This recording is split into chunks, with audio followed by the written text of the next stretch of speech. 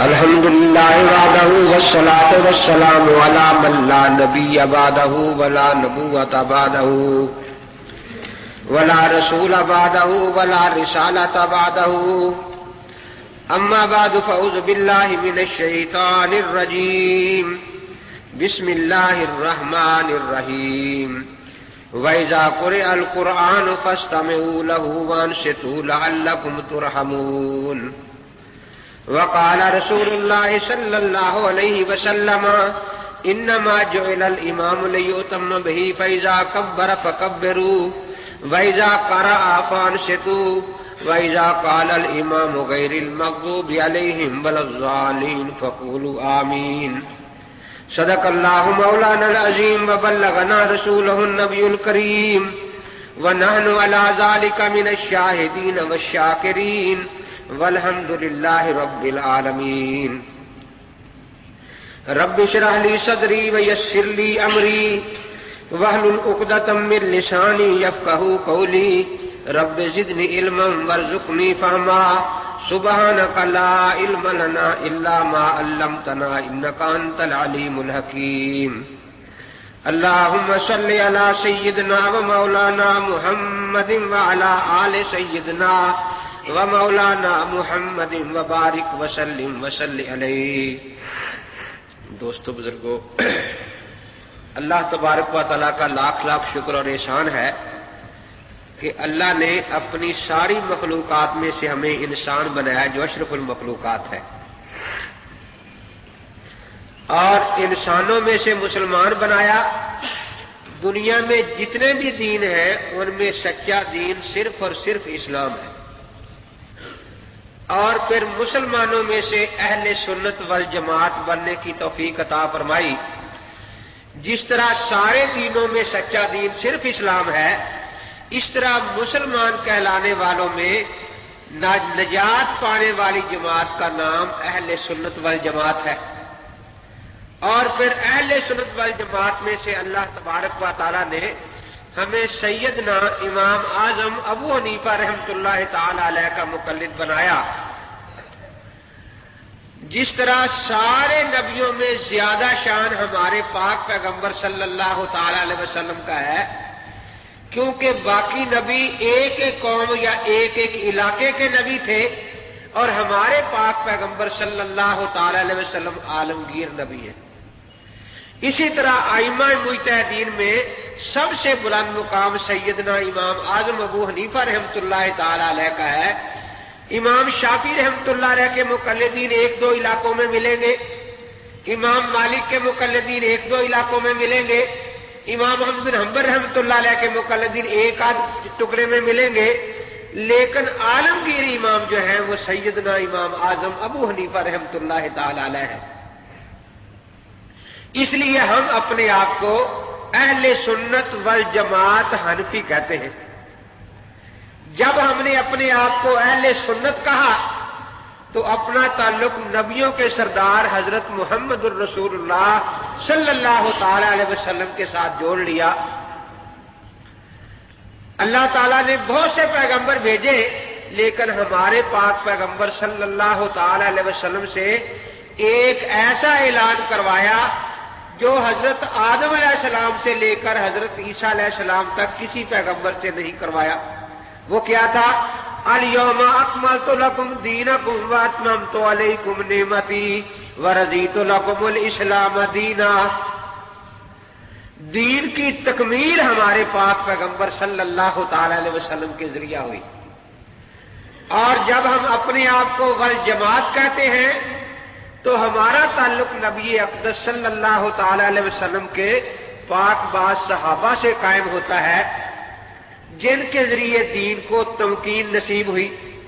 قرآن پاک سورہ نور میں ہے لَيُمَكِّنَنَّ لَهُمْ دِينَهُمُ الَّذِي ارْتَضَىٰ لَهُمْ، کہ خلافت راشدہ میں اللہ کا پسندیدہ دین دنیا میں مضبوطی کے ساتھ جم جائے گا. اور جب ہم اپنے آپ کو حنفی کہتے ہیں تو تعلق امام اعظم ابو حنیفہ رحمۃ اللہ تعالی علیہ سے جڑتا ہے، جن کے ذریعے دین کو تدوین نصیب ہوئی. کیا چیز نصیب ہوئی؟ آپ سے پہلے بھی صحابہ نمازیں پڑھتے تھے، وضو کرتے تھے، روزے رکھتے تھے، لیکن صحابہ کرام رضوان اللہ تعالی اجمعین کی زندگیوں کے اکثر حصے میدان جہاد میں گزر گئے، انہیں موقع نہیں ملا کہ بیٹھ کر حدیث کی کتابیں مرتب فرماتے، فقہ کی کتابیں مرتب فرماتے۔ یہ صحرا سیدنا امام اعظم ابو حنیفہ رحمۃ اللہ تعالی علیہ کے سر پر ہے کہ سب سے پہلے دین حنیف کی تدوین آپ نے فرمائی۔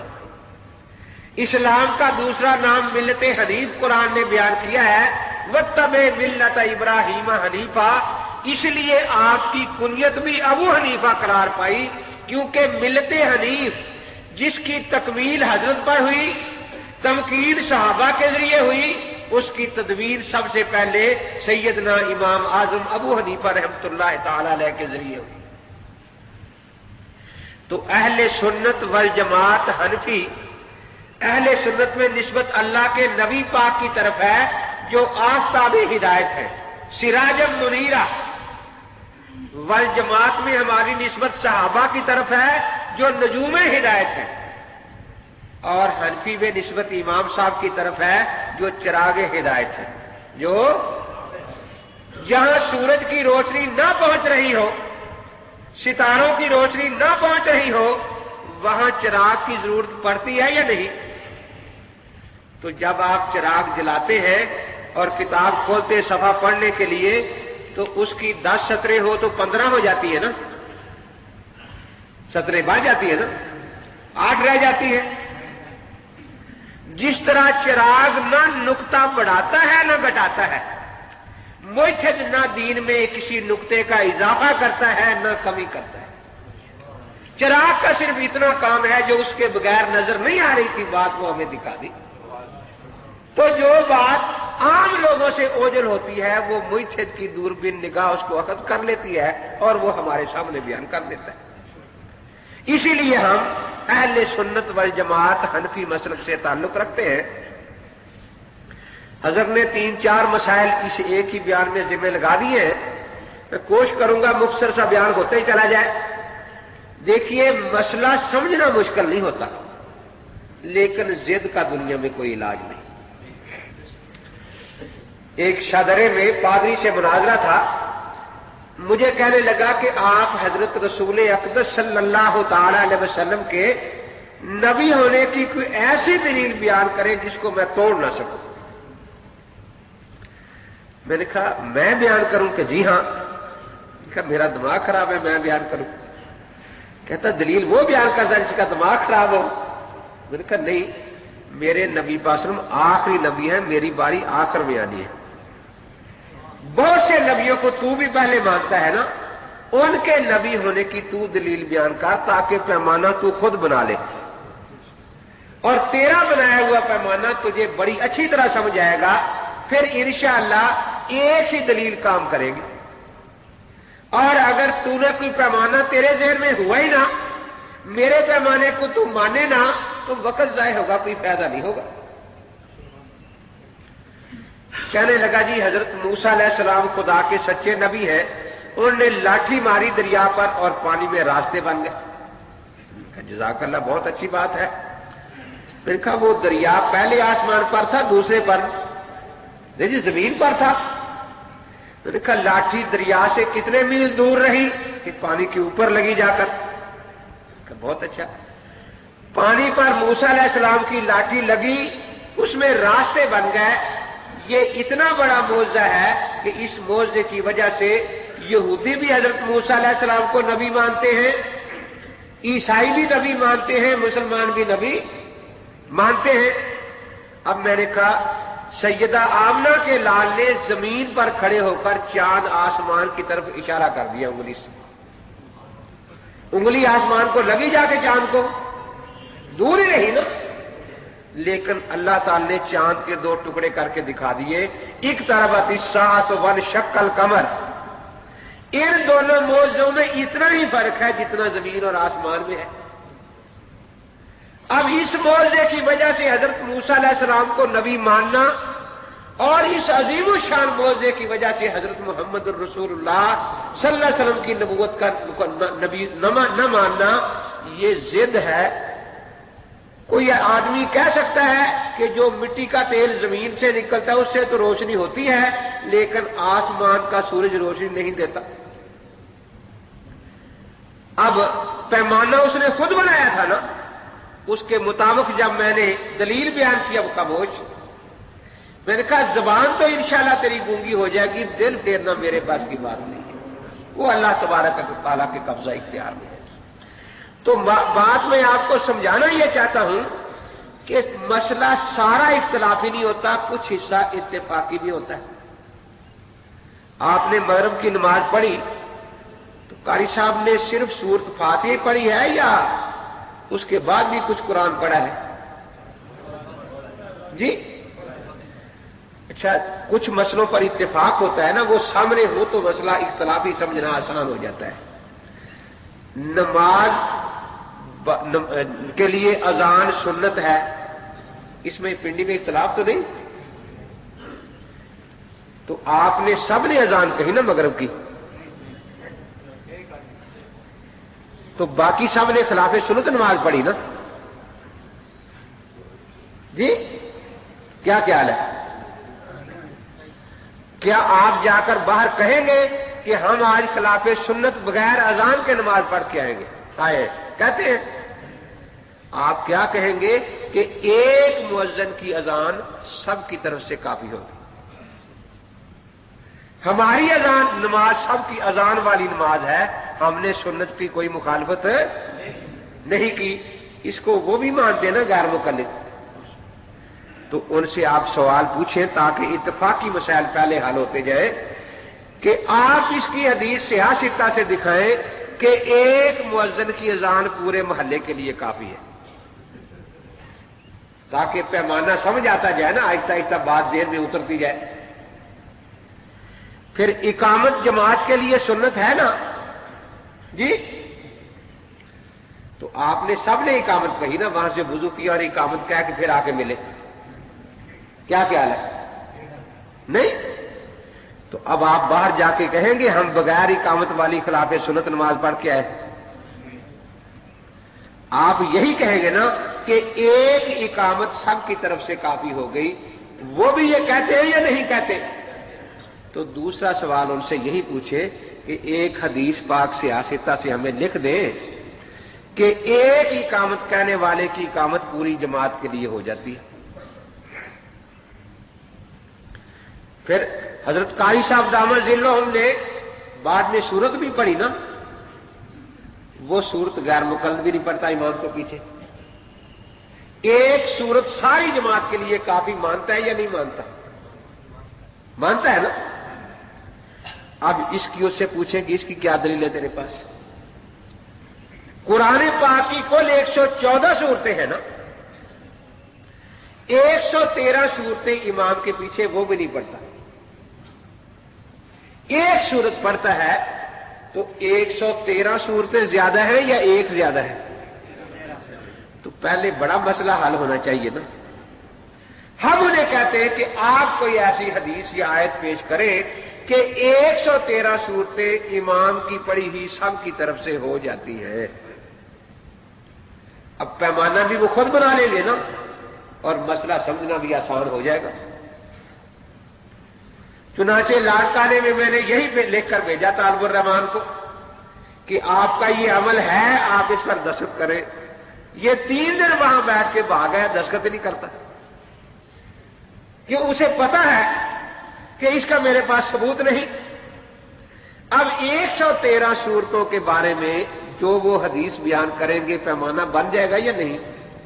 ہمارا ان سے یہی مطالبہ ہے کہ ایک آیت یا حدیث پاک ایسی پیش کریں کہ امام کی پڑھی ہوئی 113 صورتیں سب کی طرف سے ہو جاتی ہیں، پھر 114ویں کے بارے میں ہم فیصلہ کر لیں گے۔ تو بھائی اگر وہ کچھ نہ پیش کریں تو وہ اہل حدیث ہوئے، پھر نہ قرآن بیچاروں کے پاس نہ حدیث۔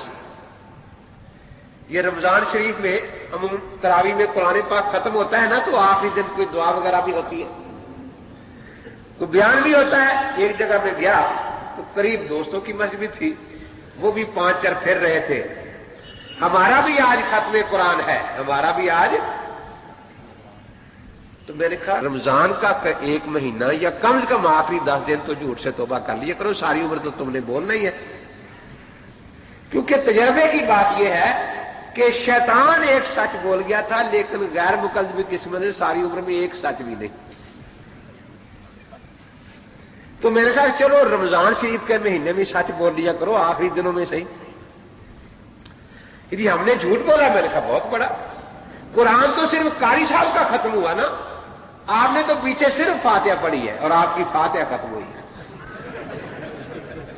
اور آج آپ دعا بھی یہی مانگیں گے یا اللہ قاری صاحب کا قرآن قبول کر لینا، ہماری فاتحہ پڑھ دینا، ہماری فاتحہ پڑھ دینا یا اللہ۔ تو اب دیکھیے اگر 113 صورتوں کا مسئلہ وہ انصاف کے ساتھ حل کر دے تو 114ویں صورت کا مسئلہ کوئی مشکل نہیں، لیکن وہ کبھی اس بات پر آنے کو تیار ہی نہیں۔ دیواروں پر لکھا جاتا ہے اہل حدیث کے 2 اصول، اطیع اللہ اطیع الرسول، لیکن عمل کے لیے نہیں، نہ ایمان کے لیے۔ دیکھو نمازیوں کی 3 ہی قسمیں ہیں، چوتھی کوئی قسم نہیں۔ آپ نے سنت نفل اکیلے کے لیے پڑھے، فرض باجماعت پڑھے، تو 3 قسم کے نمازی ہوئے نا، اکیلا نمازی، مقتدی اور امام۔ اکیلے کے لیے اللہ تعالیٰ نے مستقل آیت نازل فرمائی فَاقْرَؤُوا مَا تَيَسَّرَ مِنَ الْقُرْآنِ۔ حدیث پاک کی ہر کتاب میں مشہور حدیث ہے جس کو مسیح الصلاۃ والی حدیث کہتے ہیں کہ ایک شخص اکیلا نماز پڑھ رہا تھا اور رکوع سجدہ ذرا اچھی طرح نہیں کرتا تھا، تو حضرت فرماتے کہ پھر نماز پڑھو، نماز نہیں ہوئی۔ آخر جب اس نے عرض کیا کہ حضرت آپ مجھے سکھا دیں، تو اکیلے آدمی کو جو نماز کا طریقہ سکھایا کہ جس طرح حکم دیا کہ تو نے تکبیر کہنی ہے، یہ حکم دیا تو نے رکوع کرنا ہے، تو نے سجدہ کرنا ہے، یہ بھی حکم دیا ثم اقرأ بما تيسر معك من القرآن۔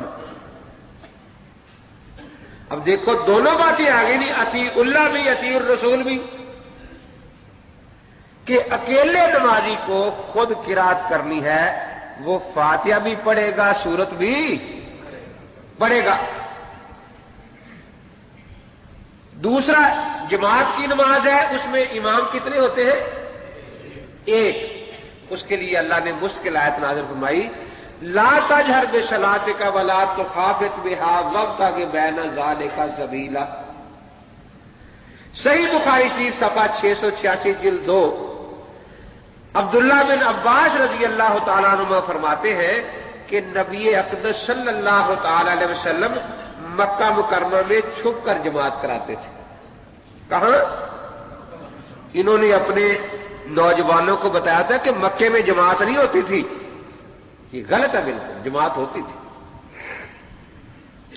آپ بلند آواز سے امام بن کر قرات کرتے، باہر جو بیٹھے ہوتے کافر وہ سن کر گالیاں بکنا شروع کر دیتے۔ تو اللہ تبارک و تعالی نے کیا ارشاد فرمایا کہ اتنی اونچی قرات نہ کرے کہ کافر سن کر گالیاں بکے، ولا تخافت بها، اور جہری نمازوں میں اتنا آہستہ بھی نہ کرے کہ آپ کے صحابہ نہ سن سکیں۔ یہ متفق علیہ حدیث ہے۔ اس سے بھی پتہ چلا کہ حضرت کے صحابہ پیچھے قرآن سننے کے لیے کھڑے ہوتے تھے، نہ کہ پڑھنے کے لیے۔ تو امام کیا کیا پڑھتا ہے؟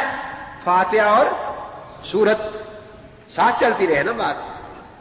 اب رہ گئے مقتدی، ان کے لیے مشکل آیت نازل فرمائی وَإِذَا قُرِئَ الْقُرْآنُ فَاسْتَمِعُوا لَهُ وَأَنصِتُوا لَعَلَّكُمْ تُرْحَمُونَ۔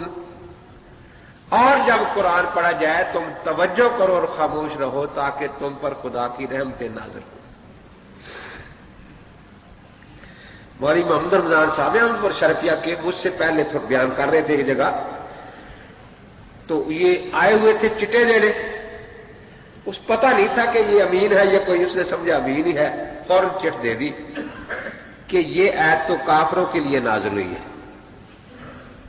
مولوی رمضان صاحب نے کہا کہ اچھا اس کا مطلب ہے اگر کافر بھی قرآن کا ادب کرے تو رحمت کی امید ہے، تم اتنی نا امید ہو گئے ہو۔ کافر بھی زیادہ خدا کی رحمت سے نا امید ہو گئے کہ اگر کافر بھی ایک ادب کریں گے قرآن پاک کا تو امید ہے اللہ رحم کر دے، تو تم کافروں سے زیادہ نا امید ہو گئے۔ خیر، ایک نوجوان میرے پاس آیا، کالج کا لڑکا تھا، دو ساتھی اس کے ساتھ، صلاۃ الرسول اس نے پکڑی ہوئی، صادق سیال کوٹھی کی کتاب، عنوان تھا ہر نماز میں سورۃ فاتحہ پڑھنا لازمی ہے۔ اس میں حدیث پاک لکھی تھی کہ حضرت عبادہ بن صامت رضی اللہ تعالیٰ عنہ فرماتے ہیں کہ نبی اقدس صلی اللہ تعالی علیہ وسلم ایک نماز سے فارغ ہوئے جس میں آپ نے بلند آواز سے قرآن پاک پڑھا تھا۔ فرمایا میرے پیچھے کچھ نہ پڑھا کرو مگر فاتحہ، جو امام کے پیچھے فاتحہ نہ پڑھے اس کی نماز نہیں ہوتی۔ کہا دیکھو جی یہ اللہ کے نبی کی حدیث ہے۔ میں نے کہا بالکل، تو پھر ہم نے یہ حدیث مان لی، آپ کیوں نہیں مانتے؟ آپ کو ضد ہے، آپ حدیث کو چھوڑ کر ابو حنیفہ کا قول مانتے ہیں، حالانکہ امام ابو حنیفہ رحمۃ اللہ علیہ فرما گئے تھے کہ میرا قول حدیث کے خلاف ہو تو دیوار پر دے مارنا۔ ہم نے اس حدیث پر عمل کر کے اللہ کے نبی پاک کو بھی راضی کر لیا کہ ان کی حدیث پر عمل کر لیا، اور امام ابو حنیفہ کو بھی راضی کر لیا کہ ان کا قول دے مارا دیوار پر ان کے فرمان کے مطابق۔ آپ نے اس حدیث پر عمل چھوڑ کے اللہ کے نبی پاک کو بھی ناراض کر لیا، اور امام ابو حنیفہ بھی قیامت کو آپ کا ساتھ نہیں دیں گے، وہ فرمائیں گے میں کہہ آیا تھا کہ میرا قول حدیث کے خلاف ہو تو دیوار پر دے۔ دیکھا اور کچھ فرمانا ہے وہ بھی فرما لیں کہ بس جی ہم محمدی ہیں تو منفی ہو، ہمارے پاس نبی کی بات ہے، آپ کے پاس امتیوں کی بات ہے۔ میں نے کہا حوالہ کس کتاب کا ہے؟ نسائی شریف کا جی۔ میں نے کہا عربی جانتے ہو کہ جی نہیں؟ میں نے ترجمے والی نسائی رکھ دی، اس غیر مقدم کا ترجمہ تھا۔ میں نے کہا یہی حدیث پڑھ لے ذرا، یہ جو جملہ ہے آخر میں کہ جس نے امام کے پیچھے فاتحہ نہ پڑھی اس کی نماز نہیں ہوتی، حوالہ نسائی کا ہے، نسائی میں تو ہے ہی نہیں، آخر اردو وہ بھی آپ کے سامنے، یہ بھی آپ کے سامنے۔ اب وہ پڑھتا رہا، دیکھتے رہے، جی یہ نسائی میں نہیں، اس نے جھوٹ بولا۔ میں نے کہا آپ خود ہی فرما لیں کہ کیا ہے، یہ تو جھوٹ ہی ہے۔ میں نے کہا اس کا جھوٹ ہے جس کا نام صادق ہے، جس فرقے کا صادق بھی اتنا جھوٹا ہو تو باقی لوگوں کا کیا حال ہوگا بیچاروں کا؟ یہ تو بہت زیادتی ہے۔ میں کہا آگے سنیں۔ آگے میں آخیا دیکھو جو بات اس نے صحیح کہی وہ تو مان لینی چاہیے کہ آگے یہ امام ابو حنیفہ کا قول نسائی شریف میں ہے۔ کن کا قول؟ میں نے کہا دیکھو پڑھو، وَإِذَا قُرِئَ الْقُرْآنُ فَاسْتَمِعُوا لَهُ وَأَنصِتُوا لَعَلَّكُمْ تُرْحَمُونَ۔ نہیں جی یہ تو اللہ تعالیٰ کا فرمان ہے۔ میں نے کہا نہیں، وہ کہتے تھے نا کہ ابو حنیفہ کا قول تم نے پھینکا دیوار پر، تو یہ تو خدا کے قرآن ہے جس کو تم نے دیوار پر مار دیا ہوا ہے۔ آگے اس میں وَإِذَا قُرِئَ پیسے ویس کا صیغہ ہے مجہول، تو اس کی تشریح حضرت نے کی کہ امام پڑھے گا اور مقتدی سنیں گے، وَإِذَا قَرَأَ فَأَنصِتُوا۔ تمہیں انہوں نے یہ بتایا کہ ہم نے حدیث مانی اور انہوں نے ابو حنیفہ کا قول مانا، ہم نے وہ قول دیوار پر پھینک دیا۔ میں نے کہا یہ قرآن دیوار پر پھینکا ہے، نبی کی حدیث پھینکی ہوئی ہے یا امام ابو حنیفہ کا قول پھینکا؟ دیکھ کے کہنے لگے، ایک ان میں سے بولا جی اس میں فاتحہ کا لفظ تو نہیں ہے نا، اس میں فاتحہ کا لفظ تو نہیں ہے نا۔ اچھا، میں نے کہا پچھلی حدیث میں کیا تھا کہ فاتحہ کے علاوہ باقی صورتوں سے حضور پاک نے منع کر دیا تھا۔ میں نے کہا اب صحابہ یاسین پڑھتے تھے کہ نہیں، احزاب پڑھتے تھے کہ نہیں؟ میں نے کہا ایک ہی رہ گئی تھی منع ہونے سے، 113 صورتیں فرش والے نے منع کر دی، اور اس ایک صورت کے لیے عرش والے نے آیت نازل کر دی وَإِذَا قُرِئَ الْقُرْآنُ فَاسْتَمِعُوا لَهُ وَأَنصِتُوا لَعَلَّكُمْ تُرْحَمُونَ۔ اور آپ ثابت کریں کیا پڑھتے تھے؟ تو دین کامل ہے نا؟ تو میں نے کہا پورے قرآن کا مسئلہ سامنے آ گیا۔ اس کی تشریح میں جو آیت آتی ہے حدیث، اس میں بھی فاتحہ کا ذکر ہے، اذا کبر فکبروا، جب امام اللہ اکبر کہے تم اللہ اکبر کہو، یہ تکبیر تحریمہ ہے نا۔ وَإِذَا قَرَأَ فَأَنصِتُوا، جب امام قرآن پڑھے تم خاموش ہو جاؤ۔ تو امام سورۃ یاسین سے شروع کرتا نا قرآن پڑھنا، کیا خیال ہے؟ سورۃ تغابن سے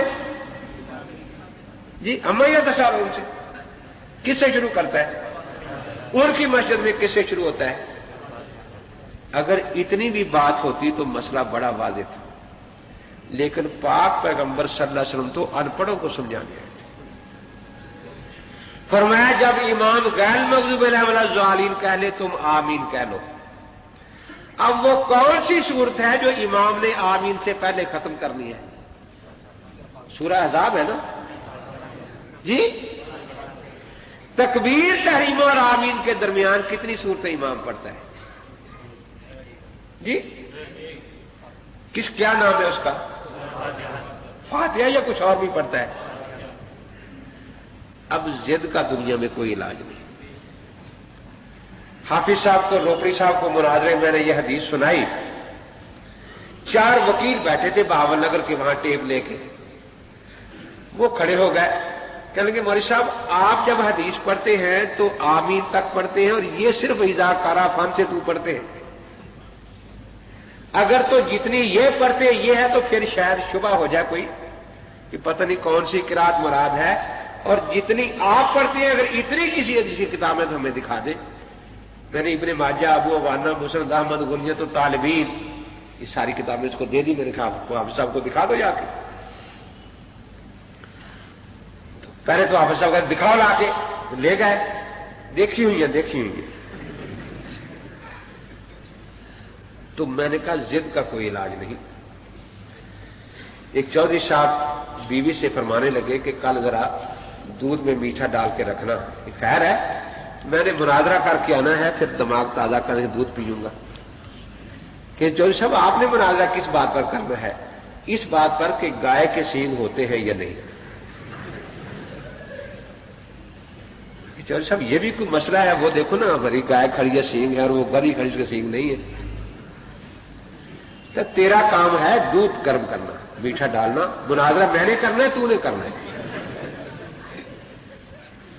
چودھری صاحب اچھی دنیا میں عزت بنی ہوئی ہے، جب آپ کل یہ کہیں گے کہ گائے کے سینگ نہیں تو سارے لوگ یہی کہیں گے نا کہ چودھری صاحب 17-72 ہو گئے، دماغ ٹھیک نہیں رہا، گائے اور گدھی کا فرق یاد نہیں رہا۔ آپ مجھے ہی بتائیں کہ کیا کریں گے؟ وہ کہیں گے گنو 1 2، پھر کیا کریں گے؟ کہ میں اتنا کمزور مناظر نہیں ہوں کہ گن کے مان لوں۔ وہ کہیں گے یہ سینگ پکڑ لو، میں پکڑ لوں گا، کہیں گے یہ پکڑ لو، میں پکڑ لوں گا، سینگ ہے، نہیں ہے نہیں ہے نہیں ہے۔ دیکھا پھر آپ کو کوئی شکست نہیں دے سکتا۔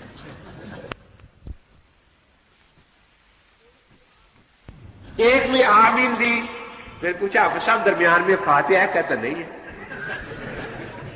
نہیں ہے نہیں ہے۔ تو ضد کا دنیا میں کوئی علاج نہیں۔ کوئی حافظ صاحب بھی بیٹھے یہاں، رمضان میں جب پوچھے تو حافظ صاحب خود ذرا اونچے ہوتے ہیں، باقی دنوں میں دوسرے اشارہ کرتے ہیں کہ حافظ صاحب بیٹھے ہیں۔ بھئی یہ آیت کس صورت میں آتی ہے؟ غیر المغضوب علیہم ولا الضالین۔ اب سب ہنسے ہیں کہ اس کے ساری حافظ تھے، یہی پوچھنے کی کرتے ہیں تو کسی اور صورت میں بھی شاید آتی ہو، پورے قرآن میں نہیں آتی۔ اللہ تعالیٰ سمجھا رہے ہیں میرے بندو، اللہ کے نبی فرما رہے ہیں میرے امتیوں، جس صورت میں یہ آیت ہے وہ امام نے پڑھنی ہے، تم نے خاموش رہنا۔ تو یہ آیت کس صورت میں ہے؟ وہاں تقریباً 2000 سے زائد آدمی تھے، میں نے کہا جو یہ کہتا ہے کہ فاتحہ میں ہاتھ کھڑے کرو، سب نے ہاتھ کھڑے کیے، جو 4 مولوی غیر مقدر ہیں کسی نے ہاتھ کھڑا نہیں کیا۔ میں نے کہا بھی عرصے خام کا بھی جیسے سے لڑ رہے ہیں، ان کو تو یہ نہیں پتا فاتحہ ہے کون سی، ان کی فاتحہ کی اور ہوگی پھر۔ تو سارے لوگ کہہ رہے تھے کہ جی ضد ہے، ورنہ مسئلے میں کوئی شک نہیں۔ وہ سو مولوی صاحب کہیں باہر جنگل تشریف لے گئے نا، آدمی دیکھتا ہے کہ کوئی قریب تو نہیں، یہ بیٹھ گیا تو پتہ چلا کہ نمبردار بھی قریب بیٹھے ہیں۔ انہوں نے سوچا کہ اگر میں پہلے اٹھوں گا تو ہم نے کبھی ممبر پر بیٹھ کر ان کو معاف نہیں کیا، آج باہر قابو آ گیا تو یہ ضرور بدلہ لے گا، کوئی بولی مارے گا۔ نمبردار بیچارہ خود ڈر رہا ہے کہ یہ مولوی مسجد میں قابو نہیں آتا، آج باہر میں بیٹھا قابو آ گیا، اگر میں پہلے اٹھا تو یہ بولی مارے گا۔ اب دونوں بیٹھے، دن سفید ہو گیا۔ مولوی صاحب کا تو ایک آدھ شاگرد ہوتا ہے، کسی نے بیچارے جماعت کرا دی ہوگی، نمبردار کو 100 ملنے والے، جی وہ ڈی سی صاحب کے پاس جانا ہے، جی تھانے جانا ہے، جی وہ راہداری لکھنی ہے، جی وہ دروازہ کرتے ہیں، چودھری صاحب کہ گھر نہیں ہے صبح سے، پتہ کرو مسجد میں ہوں گے؟ نہیں وہ تو صرف عید کے دن جاتے ہیں مسجد میں۔ اچھا، بچی کو بھیجا ہوا ہے، ناشتہ بھی ٹھنڈا ہو رہا ہے، پتہ نہیں کہاں ہے۔ وہ بچی بیچاری تلاش کرتی گئی تو دیکھا کہ باہر ابا جی بیٹھے۔ ابا جی جلدی آ جاؤ، ناشتہ ٹھنڈا ہو رہا ہے۔ کہ بیٹی یہی آ جاؤ، مولوی صاحب سے آج مناظرہ شروع ہے اور میں شکست ماننے کو تیار نہیں ہوں۔ تو دیکھو نا ضد انسان کو کہاں تک لے جاتی ہے۔ صلح حدیبیہ کے موقع پر سورہ فتح نازل ہوئی ہے نا، تو فتح کیا ہے؟ کافر ضد کرتے جاتے تھے، اللہ کے نبی پاک ضد چھوڑتے جاتے تھے۔ تو فتح ضد کے چھوڑنے میں ہے، ضد کرنے میں نہیں ہوتی۔ ایک حدیث کا اور ترجمہ کر دوں اس بارے میں۔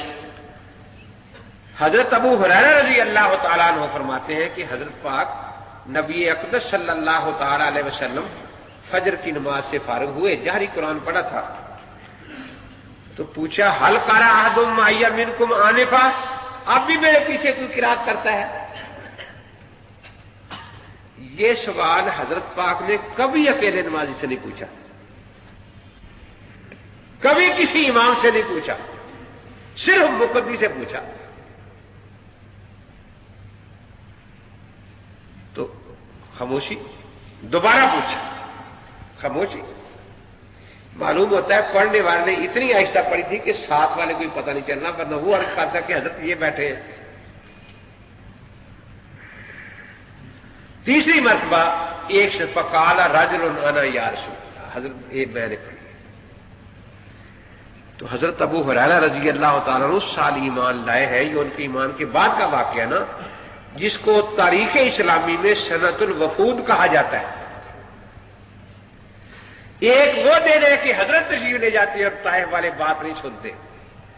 آج معاملہ الٹ ہو گیا ہے، یدخلون فی دین اللہ افواجا، ہر طرف سے فوجوں کی فوجی آ رہی ہے کہ ہمیں مسلمان کر دو۔ تو مسجد نبوی کتنی بڑی ہی ہوگی؟ تو ساری مسجد نبوی میں کتنے نکلے پڑھنے والے؟ کتنے؟ حضرت ابو ہریرہ رجل کا لفظ نکرہ استعمال فرما رہے ہیں، یعنی وہ ابو ہریرہ کی جان پہچان والا آدمی نہیں تھا، کوئی نو مسلم تھا۔ اب ساری مسجد میں پڑھنے والا ایک اور باقی نہ پڑھنے والے۔ تو حضرت پاک نے نہیں فرمایا کہ صدیق نماز دوبارہ پڑھ لو، تیری نماز نہیں ہوئی، ایک نے پڑھی ہے۔ تو ہم بھی یہی کہتے ہیں کہ غیر مقلدو، تم بھی نہ کہا کرو کہ تمہاری نماز نہیں ہوتی، تم اللہ کے نبی پاک سے زیادہ عالم نہیں ہو۔ اب جس ایک نے پڑھی تھی اس کی کیا شامت آ رہی ہے؟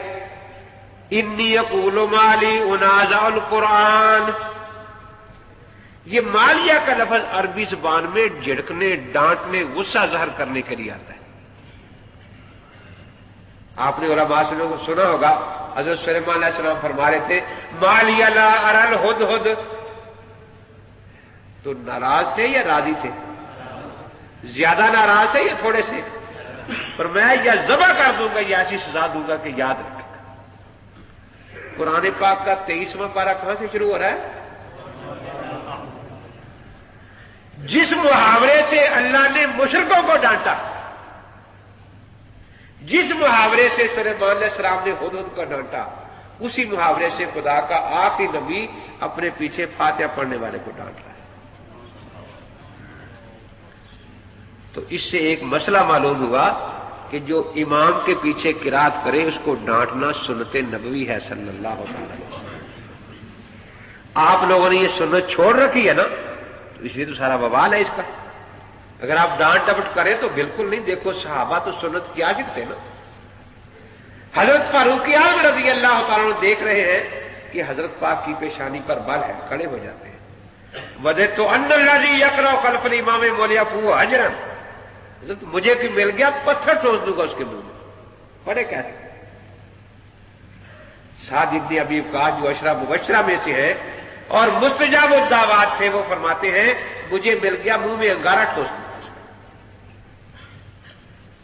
حضرت عبداللہ بن مسعود فرماتے ہیں کہ وہ پتھر تلاش کرنے جائیں گے، یہ انگارہ، مجھے جو کچھ مل گیا ترابن اور ندنن، مٹی یا گندگی جو بھی مل گئی وہی منہ میں بھر دوں گا اس کے۔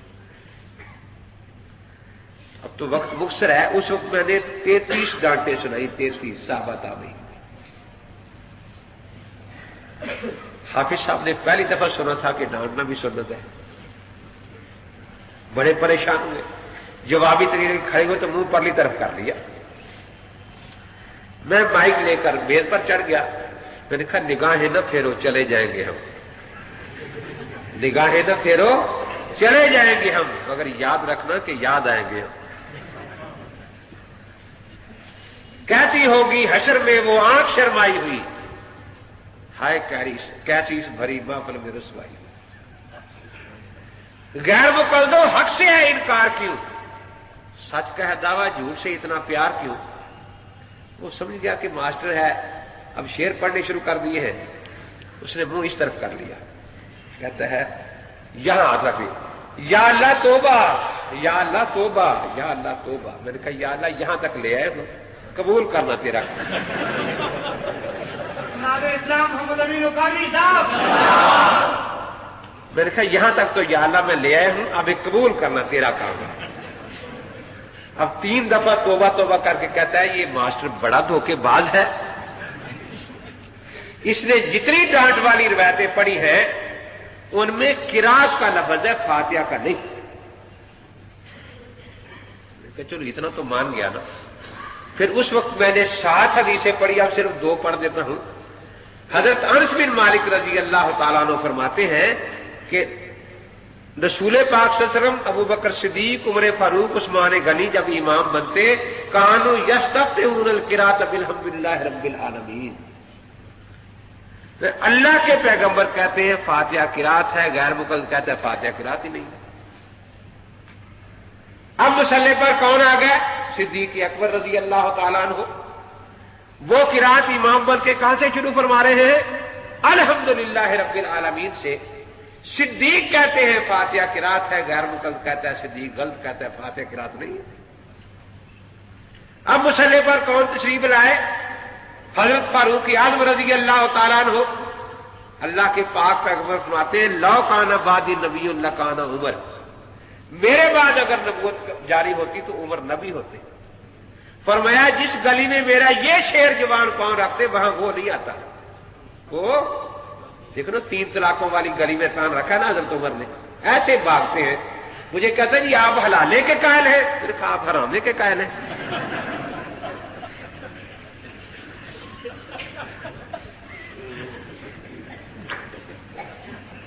بیس تراوی کی گلی میں حضرت عمر کا پاؤں ہے نا، دیکھو کیسے بھاگ بھاگ کر نکلتے مسجد سے۔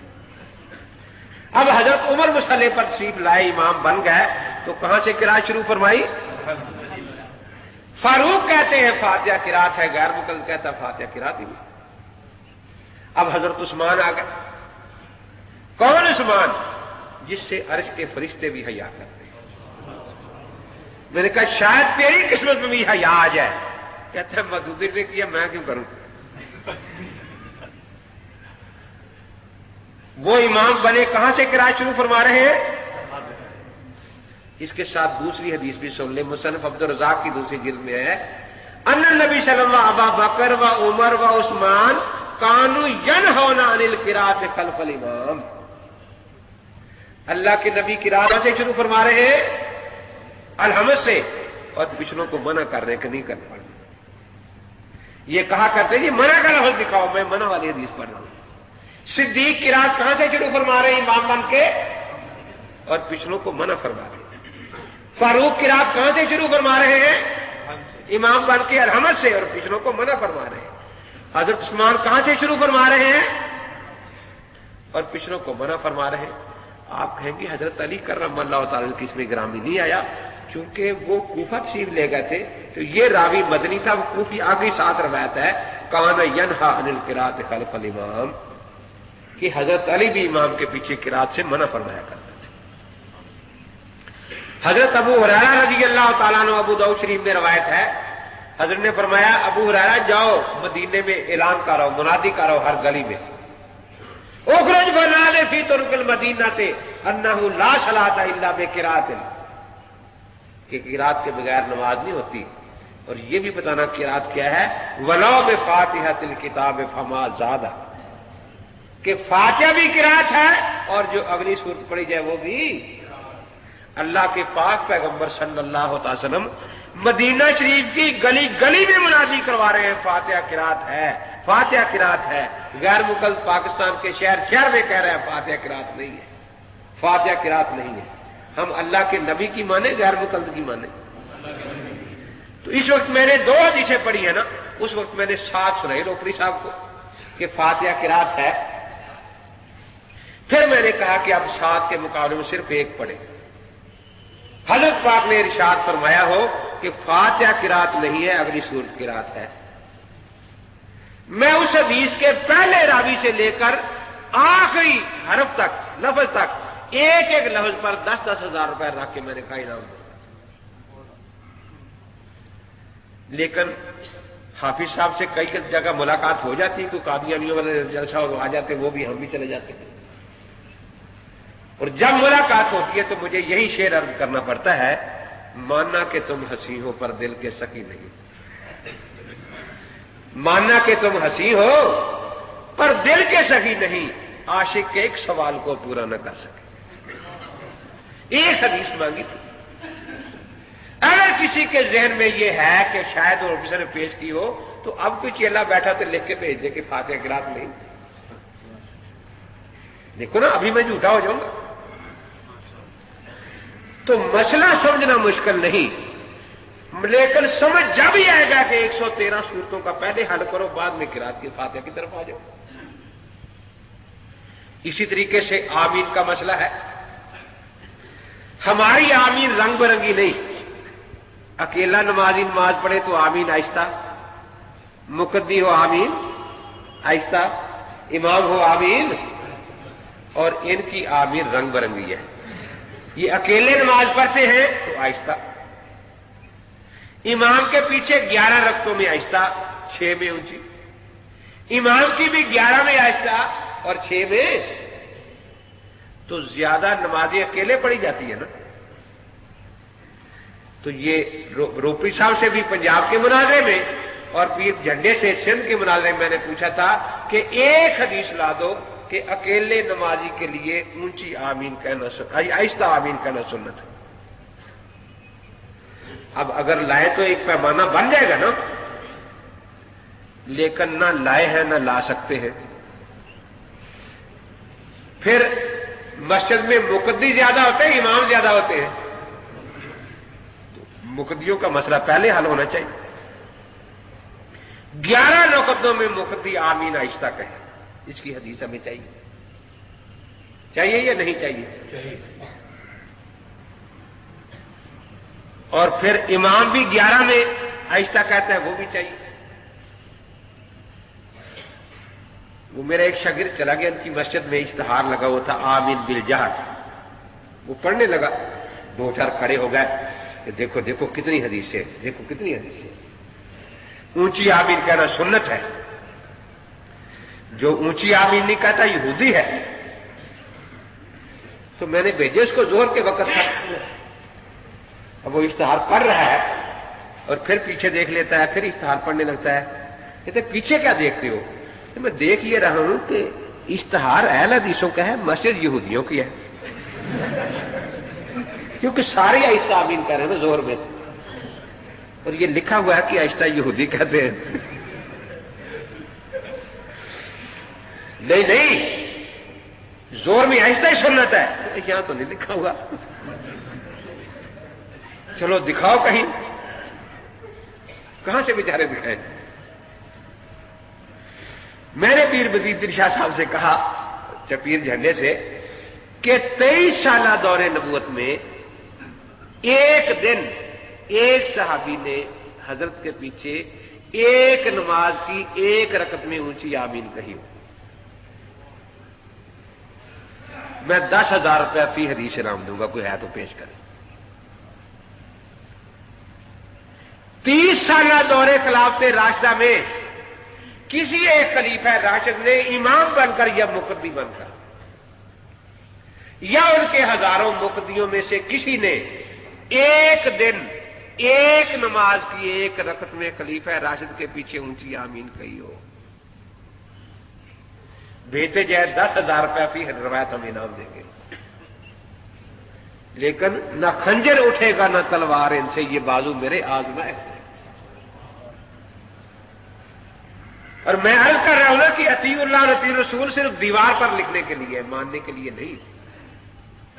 ہمارے ہاں یہاں بھی یہی اصول ہے. میں نے مغرب کے بعد جو درس کیا اس میں عرض کیا کہ ہمارے ہاں آمین دعا ہے. سورہ یونس میں اللہ تبارک و تعالیٰ نے حضرت موسیٰ علیہ السلام کی دعا کا ذکر فرمایا ہے. قالا موسیٰ واحد کا صیغہ ہے. آگے وہ حضرت موسیٰ علیہ السلام کی دعا ذکر ہے. آدمی پڑھتا ہے کہ موسیٰ علیہ السلام دعا مانگ رہے ہیں. جب دعا ختم ہوتی ہے تو اللہ کی طرف سے قبولیت آ جاتی ہے. فرماتے قد اجیبت دعوتکما، دونوں کی دعا قبول ہوگی. دیکھتا ہے آدمی کہ دوسرا کون ہے اور اس کی دعا کہاں ہے. احادیث بھی اور امت کا اجماع بھی اسی پر ہے، مفسرین کا بھی، سب کا یہ بھی مانتے ہیں کہ دوسرے حضرت ہارون علیہ السلام تھے. ان کی دعا کیا تھی؟ انہوں نے حضرت موسیٰ علیہ السلام کی دعا پر آمین کہہ لی تھی. تو اللہ تعالی نے کیا فرمایا؟ دونوں کی دعا قبول. تو آمین کو دعا فرمایا نا. اب قرآن سے پوچھو کہ دعا کے بارے میں کیا ہے، اور میں ادعوا ربکم تضرعا و خفیہ. خفیہ کہ میں نے اذان دینا ہوتا ہے آمین کی.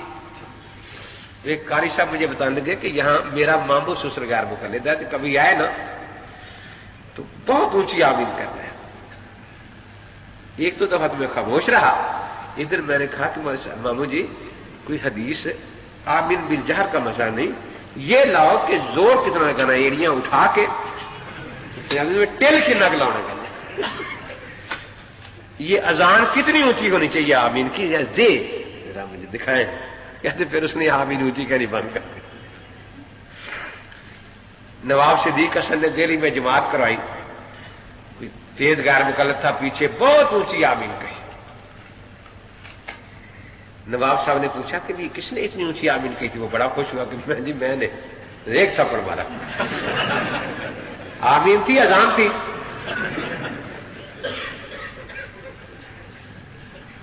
مقصد یہ ہے کہ رسول اقدس صلی اللہ تعالی علیہ وسلم بھی آہستہ آمین فرماتے تھے. اب وہ صراط الرسول میں ایک آدمی لایا، جی آمین اونچی. میں نے کہا ٹھیک ہے. میں نے کہا اونچی آمین کا راوی علا بن صالح شیعہ ہے، آہستہ آمین کا راوی سفیان ثوری سنی ہے. تو یہ صادق کو اللہ کے نبی پاک فرما گئے تھے کہ شیعہ کی روایت لکھنا، سنی کی نہ لکھنا، یا یہ اس کا اپنا انتخاب ہے؟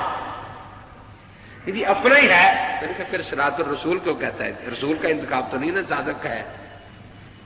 لوگ تو بیچارے رسول کے لفظ سے دھوکہ کھا رہے ہیں نا. مسند احمد میں روایت ہے کہ حضرت نے آمین کہی، اخفا بہا صوت، وہ اپنی زبان آواز کو چھپا دی. کان عمر والی لا یجہران بسم اللہ ولا بالتوبۃ ولا بالتامین.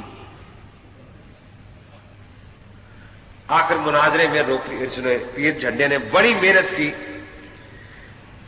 جی، 200 صحابہ نے اونچی آمین کہی تھی، مسجد گونج گئی تھی۔ اچھا، میں نے کہا حضرت کے پیچھے، رسول پاک کے پیچھے کہ نہیں؟ یہ صدیق اکبر کے پیچھے؟ جی نہیں۔ دیکھیے حضرت عمر کے زمانے میں؟ جی نہیں۔ حضرت عثمان کے زمانے میں؟ جی نہیں۔ حضرت علی کے زمانے میں؟ کہ جی نہیں۔ حضرت امام حسن کے دور میں؟ کہ نہیں۔ حضرت معاویہ کے دور میں؟ کہ نہیں۔ کب کہی تھی؟ یہ حجاج بن یوسف کے دور میں۔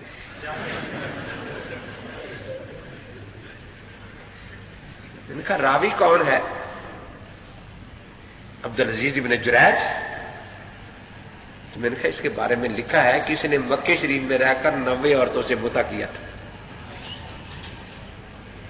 اور روزانہ 1 چھٹانک تلوں کا تیل اس کا حکنا کرواتا تھا کہ اس سے متع کی قوت بحال ہو جاتی ہے۔ میں نے کہا اس پر بھی عمل کرتے ہو یا نہیں؟ دیکھو مفت میں قوت با کا نسخہ بتا رہا ہوں آپ کو۔ میں نے کہا میرا مطالبہ تھا کہ خلفائے راشدین سے دعوت کرو اور آپ متع خانے کے دروازے پر بیٹھے۔ تو وہ 2-3 پروفیسر غیر مقرر تھے، وہ کھڑے ہو کر مجھے یوں ہاتھ باندھنے لگے کہ وہ سب مسئلہ ہمیں معلوم ہے کہ آپ کا سچ ہے، ہمارے پیر صاحب کی زیادہ بےزتی نہ کرو۔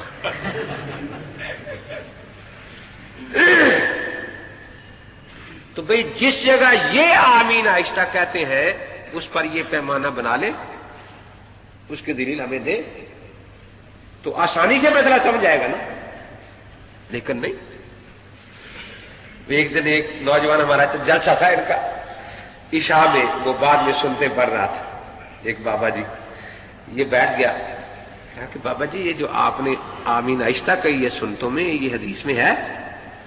ہاں ہاں آؤ دکھاؤ۔ لے گیا فولی صاحب کے پاس، فولی صاحب یہ دکھاؤ سنتوں میں آمین آہستہ۔ کہ بابا تیرا دماغ خراب ہے، یہ تو امین کا شاگرد ہے، خیال مدارس سے آیا ہے، شرارت کرتا ہے۔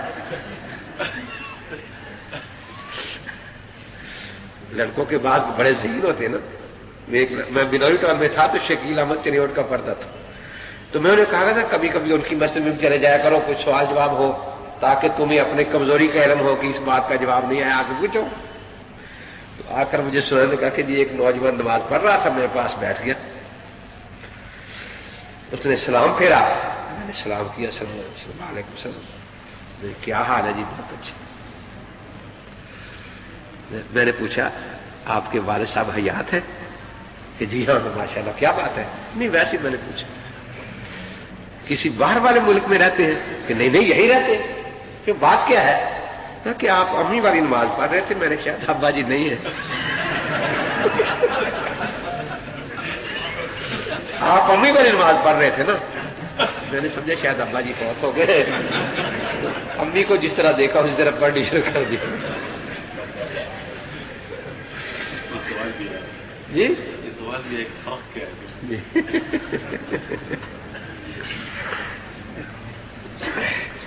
میں جب حنفی ہوا نا تو میرے استاد تھے قاضی عبدالجبار صاحب کھنڈیلوی، امام جماعت غرباء الحدیث، جو مولوی عبدالوہاب اس کے شاگرد دہلوی کے۔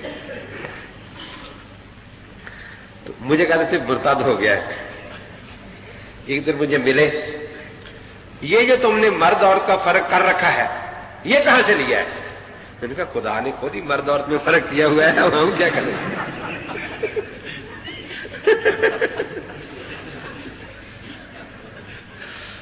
بڑے غصے ہوئے۔ دیکھا جب آپ آتے ہیں تو ٹوپی یوں پھینکتے ہیں اور اللہ اکبر، آپ کی زوجہ محترم دوپٹہ پھینک کے نماز پڑھتی ہے یا دوپٹے سمیت ہی پڑھ لیتی ہے؟ نہیں وہ دوپٹے سمیت پڑھتی ہے۔ میں نے کہا یہ فرق آپ نے کیا یا نہیں کیا؟ میں نے کہا آپ کی شلوار جو ہے وہ آدھی پنڈلی تک ہوتی ہے، تو محترمہ بیگم صاحبہ کی بھی یہاں تک ہی ہوتی ہے نماز کے وقت۔ نہیں نہیں فرق ہے۔ میں نے کہا آپ تو کہتے نہیں ہے۔ میں نے کہا آپ کی مسجدوں میں کوئی عورت بھی مؤذن ہے اذان دینے کے لیے یا اقامت کرنے کے لیے یا امامت کرنے کے لیے؟ کہ نہیں نہیں یہ تو نہیں ہے۔ تو میں نے کہا یہ کسی حدیث میں ہے کہ مرد عورت کی نماز میں کوئی فرق نہیں ہے؟ تو صرف قیاس ہے آپ کے پاس، کوئی حدیث ایسی نہیں ہے۔ اور ہمارے پاس احادیث ہے باقاعدہ بہقی نے دوسری جلد میں باب باندھا ہے مرد اور کی نماز کے فرق کا. ہم نے حدیث میں درج کی ہے. حضرت وائل بن حجر رضی اللہ تعالیٰ عنہ فرماتے ہیں کہ حضرت پاک نے مجھے نماز سکھائی. فرمایا اذا قمت الى الصلاۃ فارفع یدیک حذاء اذنیک، جب تو نماز کے لیے کھڑا ہو تو کانوں تک ہاتھ سنے. والمرأۃ ترفع یدیہا حذاء ثدیہا، اور پستانوں تک ہاتھ. تو یہ فرق اللہ کے نبی بیان فرما رہے ہیں یا کوئی اور فرما رہا ہے؟ اندازہ لگاؤ ان کے پاس صرف قیاس ہے مرد پر عورت، کوئی ایسی حدیث ان کے پاس نہیں ہے کہ مرد اور کی نماز میں کوئی فرق نہیں. نام اپنا ہے حدیث رکھا ہوا ہے، حدیثیں ہم سے پوچھتے ہیں آگے جی تم بتاؤ. ہم تو پھر بھی احادیث لکھ رہے ہیں، حدیث حدیث میں ہم نے احادیث اس بارے میں لکھ دی ہے. اور یہ اور حدیثوں کو نہیں مانتے، اپنے قیاس پر ڈٹے ہوئے اور لوگوں کو بتاتے رہتے ہیں. وہی جو میں نے عرض کیا نا کہ اطیع اللہ اطیع الرسول تو صرف دیوار پر لکھنے کے لیے، دل میں اس پر ایمان ہے ہی نہیں. تو اس کے بعد رفع دین کا مسئلہ ہے. تو دیکھیے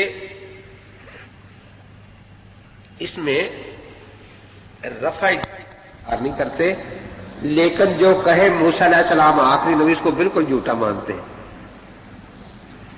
ان دونوں باتوں میں فرق ہے نا. نسائی شریف میں سجدوں کے وقت رفع دین کرنے کی حدیث بھی موجود ہے. ابن ماجہ میں 2 حدیثیں ہر تکبیر کے ساتھ رفع دین کرنے کی، رکوع کی بھی موجود ہے اور صرف پہلی تکبیر کی بھی موجود ہے. ہم نے سب کو مانا اپنے اپنے موقع پر، لیکن ماننے کے لیے عمل کرنا ضروری نہیں. موسیٰ علیہ السلام کو مانتے ہیں، عمل اپنے نبی کی شریعت پر کرتے ہیں. عیسیٰ علیہ السلام کو مانتے ہیں، عمل اپنے نبی پاک کی شریعت پر کرتے ہیں. ہم سب کو مانتے ہیں کہ ایک زمانے میں یہ ہوا، لیکن آخر میں تحریمہ تک رہ گئی بس.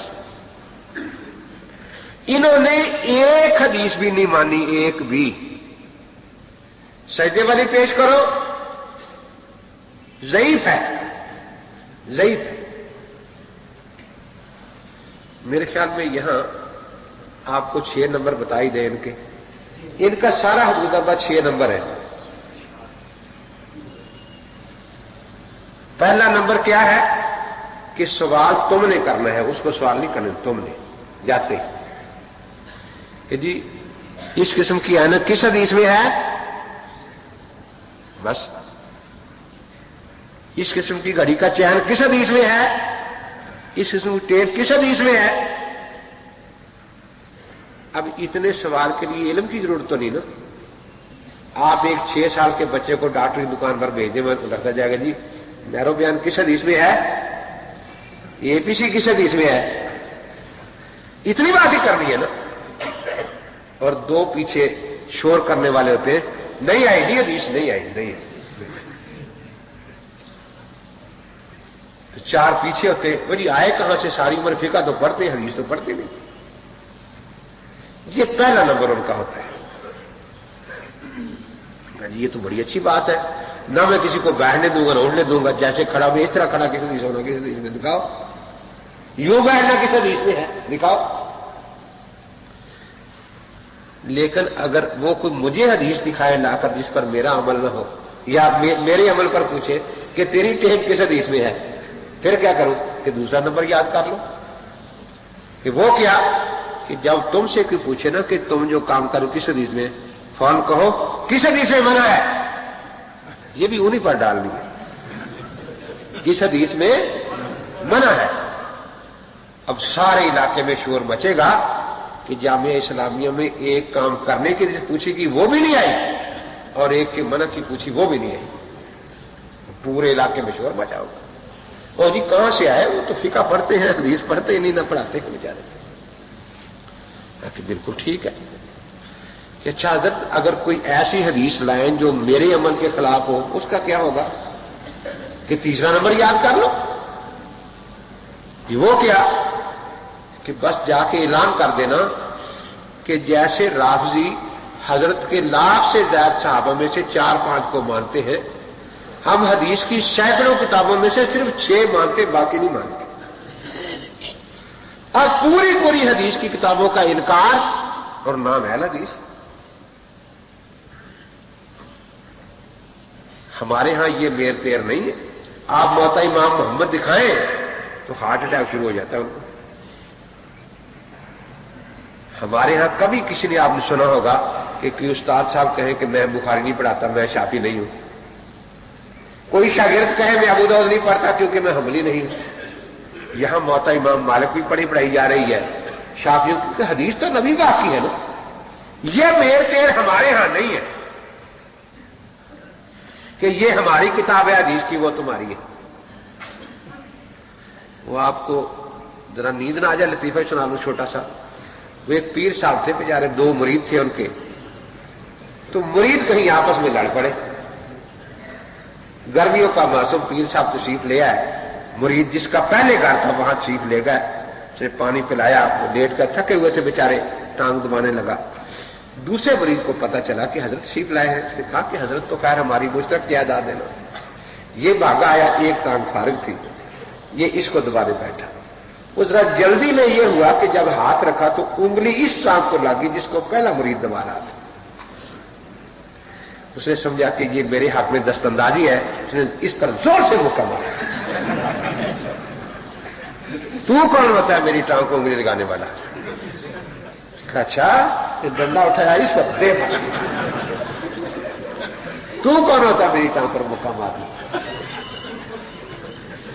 اب وہ اٹھا، کلاڑا لے آیا کہ خدا کی قسم آج میں شریک کی ٹانگ رہنے نہیں دوں گا۔ وہ پیر صاحب ہاتھ جوڑے کہ خدا کے واسطے میری ٹانگ ہے کہ نہیں اس وقت شریک کی ہے۔ تو بات ہنسنے کی نہیں، رونے کی ہے۔ تحاوی شریک کی ٹانگ ہے، کتنی حدیثیں ہو، اور اس میں آپ سے بھی مجھے شکایت ہے، آپ پھر کہتے ہیں جی بخاری والی دکھاؤ۔ کیوں بھائی؟ ہم کیوں ان کو انکار حدیث کے لیے بہانہ دیں؟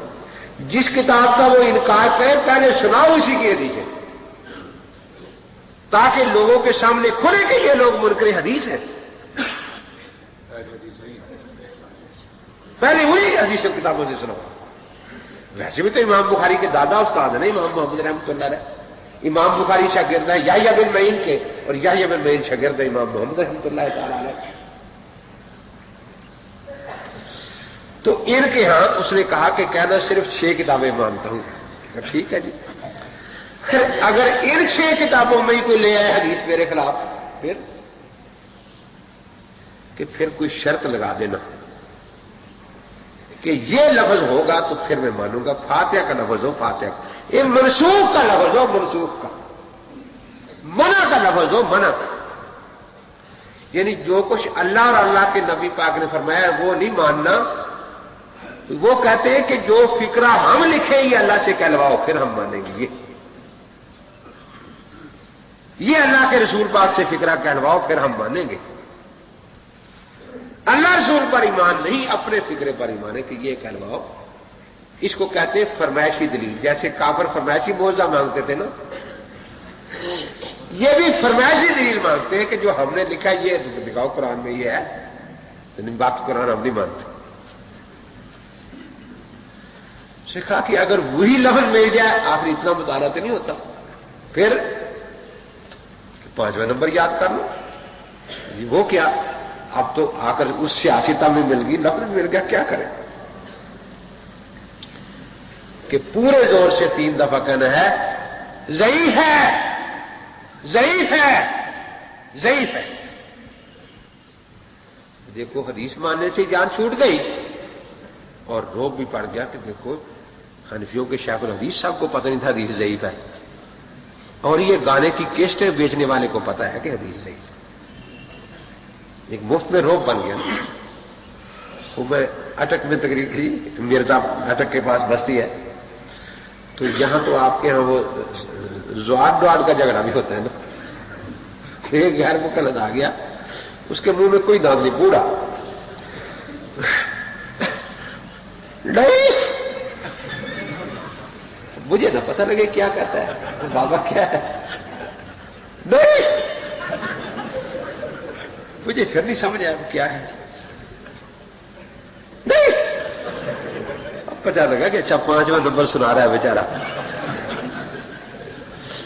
میری تقریر کے 2 پیٹنٹ جواب ان کے پاس ہوتے ہیں پکے پورے ملک میں. اگر میں نے کہیں امام صاحب رحمۃ اللہ کا ذکر کر دیا تقریر میں، امین کی تقریر سنی تھی، ابو حنیفہ کرتا رہا، اللہ رسول کا نام نہیں دیا اسے. پورے علاقے میں یہی پروفیسر ہو. اگر میں کوئی حدیث پڑھ جاؤں، سنی تھی تقریر، ساری جھوٹی حدیثیں پڑھ کے گیا، ایک بھی سچی نہیں پڑھی. بس یہ پیٹنٹ جواب ہے میری تقریر کے ان کے پاس. تو ایک نوجوان کو میرے پاس لائے، میں بھاولپور بچراوی بیچ میں بیٹھا تھا، اس کا باپ اور چچا ساتھ. مجھے کہنے کہ مولوی صاحب یہ بیچارہ بڑا کام کرتا تھا، 15-16 نوجوانوں کو کالج کے نوجوانوں سے نمازی بنایا، تبلیغی جماعت میں جاتا تھا. اب 3 مہینے سے یہ غیر مقلد ہو گیا ہے، اب نہ وہاں جاتا ہے، گھر بہنوں کو پیٹتا ہے، تم بے ایمان ہو، تمہاری نماز نہیں ہوتی، ہمیں گالیاں دیتا ہے. تو خدا کے لیے اس کو سمجھاؤ کچھ. میں نے سبق پڑھا رہا تھا، میں نے کہا 8 گھنٹہ ہے، اگر آپ چاہتے ہیں تو بیٹھ کر سنیں، ورنہ باہر بیٹھ جائیں، اس کے بعد میں فارغ ہو کر بات کروں گا. وہ لڑکا نہیں بیٹھا، خیر وہ بیٹھ کے سننے لگے، باہر چلا گیا. بعد میں جب میں فارغ ہوا بلایا، ہاں جی فرمائیے. صرف ایک حدیث، صرف ایک کہ رسول پاک صلی اللہ علیہ وسلم نے ایک نماز بھی بغیر رفع دین کے پڑھی ہو، صرف ایک. جیسے بیچارے حنفی بالکل یتیم مسکین ہے. میں نے کہا میں 20 سناؤں گا لیکن تو نے مانی ایک بھی نہیں. صحیح سنانا، صحیح. میں نے کہا یہی جھگڑا ہوگا، میں تو کہوں گا صحیح ہے، تو کیا کر نہیں. کیونکہ میرا تجربہ یہی ہے، قرآن پاک نے یہودیوں کی ایک آیت بیان کی ہے کہ خدا کا نبی ان کی خواہش نفسانی کے خلاف کوئی بات کہتا تھا، نبی کو شہید کر دیتے تھے. غیر مقلدوں کے سامنے نبی پاک تو نہیں ہے، کوئی حدیث پڑھ کے دیکھے کس بے دردی سے اس کو شہید کرتے ہیں. نبی پاک کی حدیث. میں نے کہا پھر آپ کوئی پیمانہ صحیح کی تعریف آپ کریں کیا ہے تاکہ بات سمجھ آئے. آپ سمجھانا نہیں چاہتے. میں نے کہا نہیں، میں سمجھانا چاہتا ہوں، میں چاہتا ہوں کہ مسئلہ سمجھا دوں، دل پھیرنا میرے بس کی بات نہیں. کیسے سمجھائیں گے؟ میں نے کہا تو ایک حدیث بیان کر رفع دین کی جو صحیح ہو تاکہ پیمانہ بن جائے، اور کوشش یہ کرنا، یہ میں نے لفظ لگایا ساتھ کہ آخری زمانے کی ہو، تاکہ یہ حضرت وائل والی سنا یا مالک بن غیر زمانی. بالکل جی ٹھیک ہے. حضرت وائل بن حجر رضی اللہ تعالیٰ عنہ حضور پاک کی خدمت میں 9 ہجری میں حاضر ہو گئے. 9 ہجری کہا حدیث میں ہے ٹھیک. حضرت کو رفع دین کرتے دیکھا. میں نے کہا کہاں؟ پہلی تکبیر کے وقت رکوع جاتے اٹھتے. میں نے کہا سجدوں کے وقت نہیں. تیسری رکعت کے شروع میں ہاں دیکھا. پھر 10 ہجری میں دوبارہ تشریف لائے، پھر حضرت پاک کو رفع دین کرتے دیکھا. 10 ہجری تک رفع دین میں نے ثابت کر دی ہے. 11 ہجری میں حضرت 2 ماہ اور 11 دن دنیا میں حیات رہے. آپ ان 2 ماہ 11 دنوں میں اس کا منسوخ ہونا ثابت کر. میں نے سمجھ لیا کہ اس نے حدیث ابو داؤد شریف سے سنائی ہے. میں نے بھی ابو داؤد شریف سے حضرت عبداللہ بن مسعود رضی اللہ تعالیٰ کی حدیث سنا دی کہ وہ فرماتے ہیں آؤ اللہ کے نبی پاک والی نماز سکھاؤ. اپنی بھی نبی پاک. انہوں نے پہلی تکبیر کو رفع دین کی، پھر نہیں کی. جب میں نے سنا تو مجھے کہتا بس. میں نے کہا بس کو کیا ہو گیا ہے؟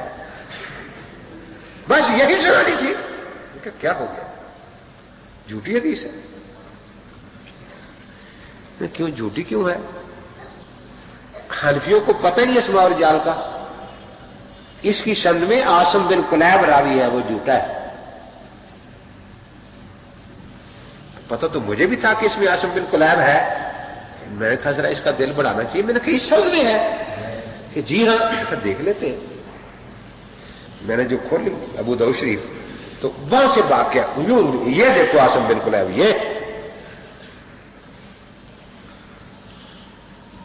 بڑا ہنسا جیسے کوئی بڑی نئی بات مجھے بتا دی ہے۔ میں نے کہا یہ عاصم بن کلیب واقعی ضعیف ہے؟ بالکل جی، کوئی گنجائش نہیں روایت کے قبول کرنے کی، بالکل نہیں۔ بہت ہنسے، بس جی جاؤ میں نے کہا نہیں یار، تو بڑا علامہ آدمی ہے، کوئی ہمیں فائدہ پہنچ جائے گا تجھ سے۔ میں نے کہا کوئی صورت نہیں کہ یہ روایت قبول نہیں جی، عاصم بن کلیب ہے نا۔ میں نے کہا جو آپ نے سنائی تھی وہ صحیح تھی کہ جی بالکل۔ میں نے کہا دیکھیں یہی عاصم بن کلیب وہاں بھی نہ ہو کہیں کہ وہاں کیسے ہو سکتا ہے۔ میں نے کہا دیکھنے میں کیا حرج ہے، دیکھ لیتے ہیں۔ میں نے 2 ورق پیچھے اٹھے، وہی عاصم بن کلیب اس حدیث میں تھا۔ میں نے کہا یہ وہی عاصم بن کلیب ہے۔ وہ بڑا پریشان، یہ کیا بنا؟ میں نے کہا کیا بننا ہے؟ ہمارا مذہب تو الحمدللہ بہت قوی ہے، آپ کو میں موقع دے تو کہہ دوں آپ اس کو جھوٹا مانے تو بھی ہمارا مذہب ثابت ہے، سچا مانے تو بھی ہمارا ثابت ہے۔ جی وہ کیسے؟ میں نے کہا یہ جھوٹا ہے تو رفع دین کرنے کی بھی جھوٹی ہوگی، نہ کرنے کی بھی جھوٹی ہوگی، کچھ نہ رہا تو اصل تو نہ کرنا ہی ہے نا۔ اور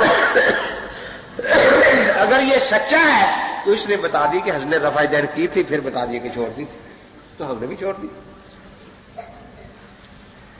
اب تیری مرضی پر ہے، تو اس کو سچا مان لے یا جھوٹا مان لے، لیکن یہ ناانصافی میں نہیں کرنے دوں گا کہ 2 برق پہلے تو یہ ولی اللہ ہو اور 2 برق بعد بیچارہ یہی 10 نمبریہ بن جائے، یہ بات ہے اس پر۔ میں نے کہا اب جو تو نے حدیث پیش کی تھی وہ دیکھتے ہیں۔ تو نے کہا تھا کہ حضرت وائل 9 ہجری میں تشریف لائے، دکھاؤ ذرا کہاں ہے حدیث میں؟ کسی تاریخ میں ہوگا۔ میں نے کہا میں نے حدیث پوچھی، تاریخ پوچھی تھی، میں تاریخ میں بھی کوئی سند اس کی نہیں ہے کہ وہ کہتے ہیں لوگ کو تو بات ہوئی ایسی۔ میں نے کہا یہ پتا چلتا ہے کہ 2 دفعہ تشریف لائے، یہ تو ابو داؤد میں ہے، لیکن پہلی دفعہ جب تشریف لائے تو اس وقت آپ نے سجدوں کی رفع دین بھی دیکھی ہے۔ میں نے ابو داؤد کھول کے رکھ دی، یہ سجدوں کی بھی ہے؟ میں نے کہا ہاں، یہ ہمیں تو کبھی بتایا نہیں ان لوگوں نے۔ میں نے کہا وہ کیوں بتائیں؟ اور جب دوسری آمد ہے تو صرف افتتاح کی رفع دین۔ میں نے کہا یہ پورا صفحہ ہے ابو داؤد شریف کا، اوپر روایت میں ہے کہ حضرت سید نے رکوع سجود دونوں جگہ رفع دین کی، درمیان میں صرف رکوع کا ذکر ہے، سجدوں کا نہ نفی ہے نہ اس بات ہے۔ دوسری آمد میں صرف پہلی تکبیر کا ذکر ہے۔ اب 2 ہی صورتیں ہیں، یا تو وہی جو محدثین کا اصول ہے کہ پہلے زمانے کی حدیث آ گئی کہ سجدوں میں بھی رفع دین تھی، پھر رکوع تک رہ گئی اور آخر میں صرف تکبیر تحریمہ کی رہ گئی۔ تو اگر یہ ترتیب رکھنی ہے تو پھر تو حنفی بننا پڑے گا، اور اگر نیچے سے اوپر چڑھنا ہے تو پھر شیعہ بننا پڑے گا، سجدے بھی کرنی پڑے گی۔ یہ جو درمیان میں آپ نیم شیعہ بنے ہوئے اس کی تو کوئی گنجائش نہیں ہے۔ اب وہ پھر اس کو عاصم بن کلیب کو دیکھے جی وہی ہے؟ میں نے کہا جی وہی ہے۔ مولوی صاحب انہوں نے مجھے بہت دھوکہ دیا، میں توبہ کرتا ہوں، اللہ توفیق دے دے تو کوئی مشکل نہیں ہے۔ تو بہرحال ان کے عجیب انداز ہوتے ہیں۔ میں بنوری ٹاؤن میں جب تھا نا تو 10-12 آدمی دارالفتاح میں آئے، انہوں نے میرے پاس بھیج دیے، آ کر بیٹھ گئے، بڑا عجیب انداز، بس جی مارے گئے جی، بہت پریشان ہے، بہت پریشان ہے، بہت پریشان ہے، بہت پریشان ہے۔ میں انداز ہی سمجھ گیا۔ میں نے کہا بھائی جو بھی بڑوں کو چھوڑتا ہے ساری عمر ہی پریشان رہتا ہے، آخر مرزا قادیانی اسی چیز کی پیداوار ہے نا، کیا کریں جی؟ 4 इमाम हो गए, 4 4 4 4। मैंने कहा कहां? यहां तो कोई शाफियों का मदरसा नहीं, ना मालिकियों का, ना हंबलियों का। वो जो महंगा होता है उसको भी 2, 1 के 2 तो नजर आते, 1 के 4 तो मेरे ख्याल में आज तक किसी को नजर नहीं आया। आप कोई नई किस्म के महंगे निकले हैं आजकल जी, कहीं होंगे ना। तो मैंने कहा उनको परेशानी हो, तुम्हें कैसे परेशानी लगी बैठे बैठे? तुम यहां कैसे परेशान हो गए? खुदा कितने हैं? मैंने कहा 1। इमाम क्यों 4 बने? नहीं, किसी आयत में मना है, बस 1 खुदा 1 इमाम। मैंने कहा खुदा कितने हैं? कहते 1। मैंने कहा नबी को 1,24,000 है। तुम 4 पर ही रो रहे हो, वहां 1,24,000 है। खामोश हो गए। चारों इमाम बाराक हैं? चारों बाराक हैं। फिर आप चारों की तकलीफ क्यों नहीं करते? मैंने कहा नहीं, हम सिर्फ अपने इमाम की करते हैं। बाराक क्यों कहते हो? मैंने कहा बाराक कहते हैं। क्यों? ये तजाद है? कोई तजाद नहीं। मैंने कहा आप सारे नबियों को बाराक कहते हैं ना? कि जी हां। तो मैंने कहा आज आपने जुमा पढ़ा हजूर पाक सल्लल्लाहु अलैहि वसल्लम के ताबेदारी में, तो कल हफ्ता पढ़ने जाएंगे ना यहूदियों के यहां, क्योंकि मूसा अलैहि सलाम बाराक है ना।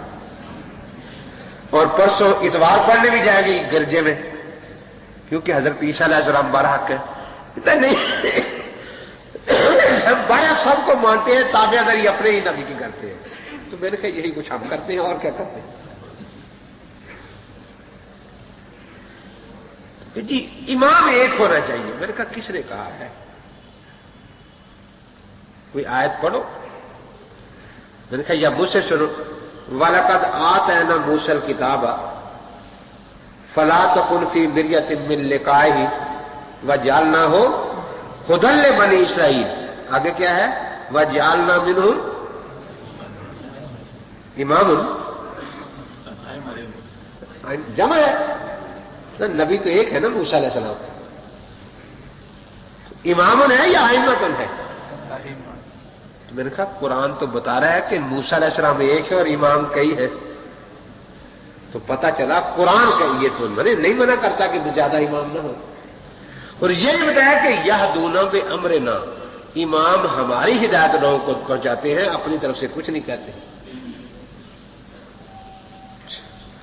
कि जी जब चारों ही बाराक है तो फिर 1 इमाम की तकलीफ में 4था हिस्सा सुन्नत मिलेगी ना, 3 हिस्से तो जाया होगी।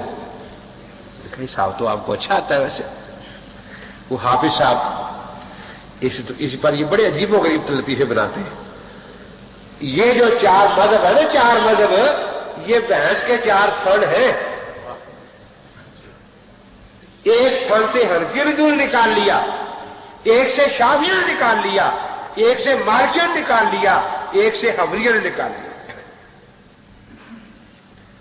हमने सारा दूध लेकर मक्खन निकाल के खुद खा लिया, लस्सी इनके मुंह पर दे मारी। मसल कैल हदीस जिंदाबाद।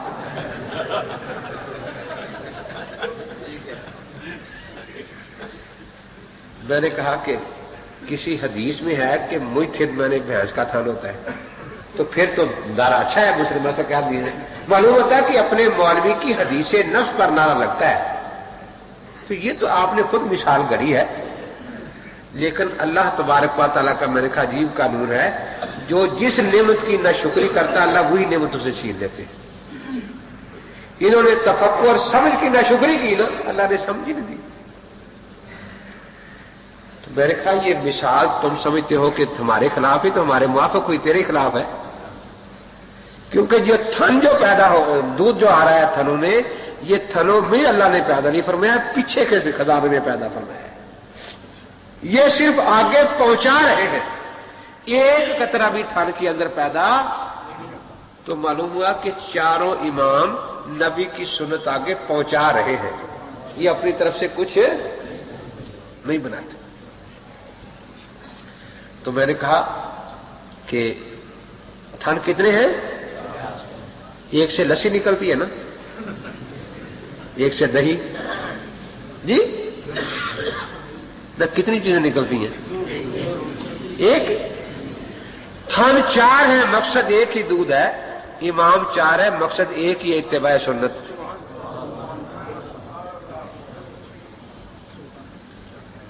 پھر میں نے پوچھا کہ حضرت چار تھان تو آپ نے نماز پڑھوائی، ہمیں تقسیم کر دیے، آپ نے دودھ کہاں کس راستے سے نکالا تھا؟ کوئی ہے پانچواں راستہ جہاں سے وہ دودھ نکال لے؟ آخر جو ہمارے سے وہ تو ہم نہیں دیتے آپ کو، شافی آپ کو کیوں دیں بھائی، مالکی ہماری کیوں دیں؟ تو میں نے کہا جب چاروں تھنوں سے دودھ لے گا مقلدین تو اللہ کا احسان ہے، آپ نے دے دیا ہمیں۔ اب تو وہی رہ گیا، آئے بچہ رو رہا تھا کہ حافظ جی دودھ، ابا جی دودھ بیٹا مقلد لے گئے ہیں۔ لا باس ببول ما یوکل لحمہ، ہر حلال جانور کا پیشاب اور پخانہ پاک ہے، اس کا کھانا پینا بھی استعمال بھی جائز ہے۔ فتاوی ثنائیہ ستاریہ۔ اب آگے سامنے زہر کی باری کہ دودھ وہ لے گیا، پیشاب یہ لے گیا، اب ہم کیا کریں؟ دیکھا بھینس کو، 4 سال ہے، مشرک اس سامنے بہت کھڑا تھا بھینسا، اس نے کہا کہ بس بھائی ہر انسان اور جانور کی منی بالاتفاق پاک ہے، کھانے میں 2 قول ہیں۔ انہوں نے وہاں سے پیالہ بھر لیا۔ اب جب میں نے اس مثال کی مرمت کی تو فیصل آباد میں میٹنگ ہوئی، سارے اکٹھے ہوئے، کوئی اور مثال تلاش کرو، کوئی حدیث سے لو، کہ حدیث سے کہاں ملے گی؟ اب حافظ صاحب پھر آج نئی مثال لے کر، یہ محمدی لین جا رہی ہے، اسے محمدی گڈی چل رہی ہے، چھک چھک چھک چھک چھک، وہ سکھانا انجن کرانا، چھک چھک چھک چھک چھک چھک۔ ابو حنیفہ ٹی ٹی ہے، شافی ٹی ٹی ہے، مالک ٹی ٹی ہے، احمد حنبل ٹی ٹی ہے، مسلک اہل حدیث زندہ باد۔ لیکن کوئی حدیث سناؤ کہ محدث کا معنی ٹی ٹی ہوتا ہے؟ کہاں سے بیچارے سنائے حدیث؟ اپنے مولوی کی بات پر نعرہ لگاتے ہیں، مسلک اہل حدیث زندہ باد۔ میں نے کہا اگر امام صاحب ٹی ٹی ہیں تو پھر آج گھر نہیں جائیں گے آپ تقریر کر کے، انشاءاللہ جیل جائیں گے۔ تو ٹی ٹی کسے پکڑتا ہے آ کے؟ ٹکٹ نہ ہو، ٹکٹ بھی گاڑی کا نا۔ ایک ڈبے میں ٹی ٹی آیا تو 2 لڑکے بیٹھے تھے کالج کے، ٹکٹ پاس نہیں تھا، تو ایک نے جلدی سے جیب میں ہاتھ ڈالا اور لفافے سے ٹکٹ اتار کر یہ چسپاں کر لیا۔ کیا ٹکٹ ہے؟ یہ ہے۔ جوتا اتار کے مارا کہ یہ کیا، کہ ڈاک کے نام پر مور لگانی پڑتی ہے۔ دوسرے سے پوچھا ٹکٹ، میں برنگی ہوں۔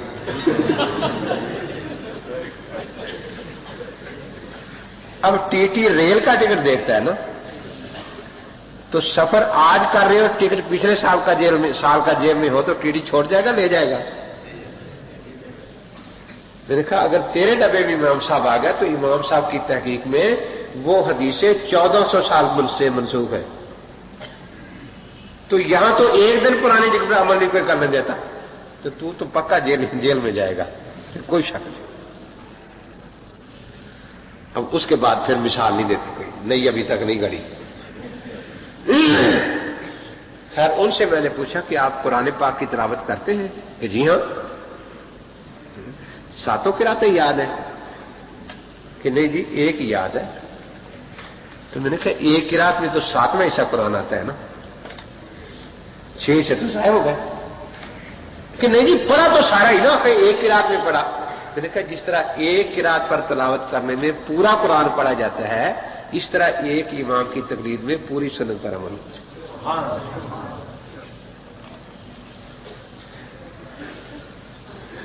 مجھے کہنے لگے بڑے غصے میں، ایک بولا مولوی صاحب آپ کو کوئی عقل بھی آئے گی؟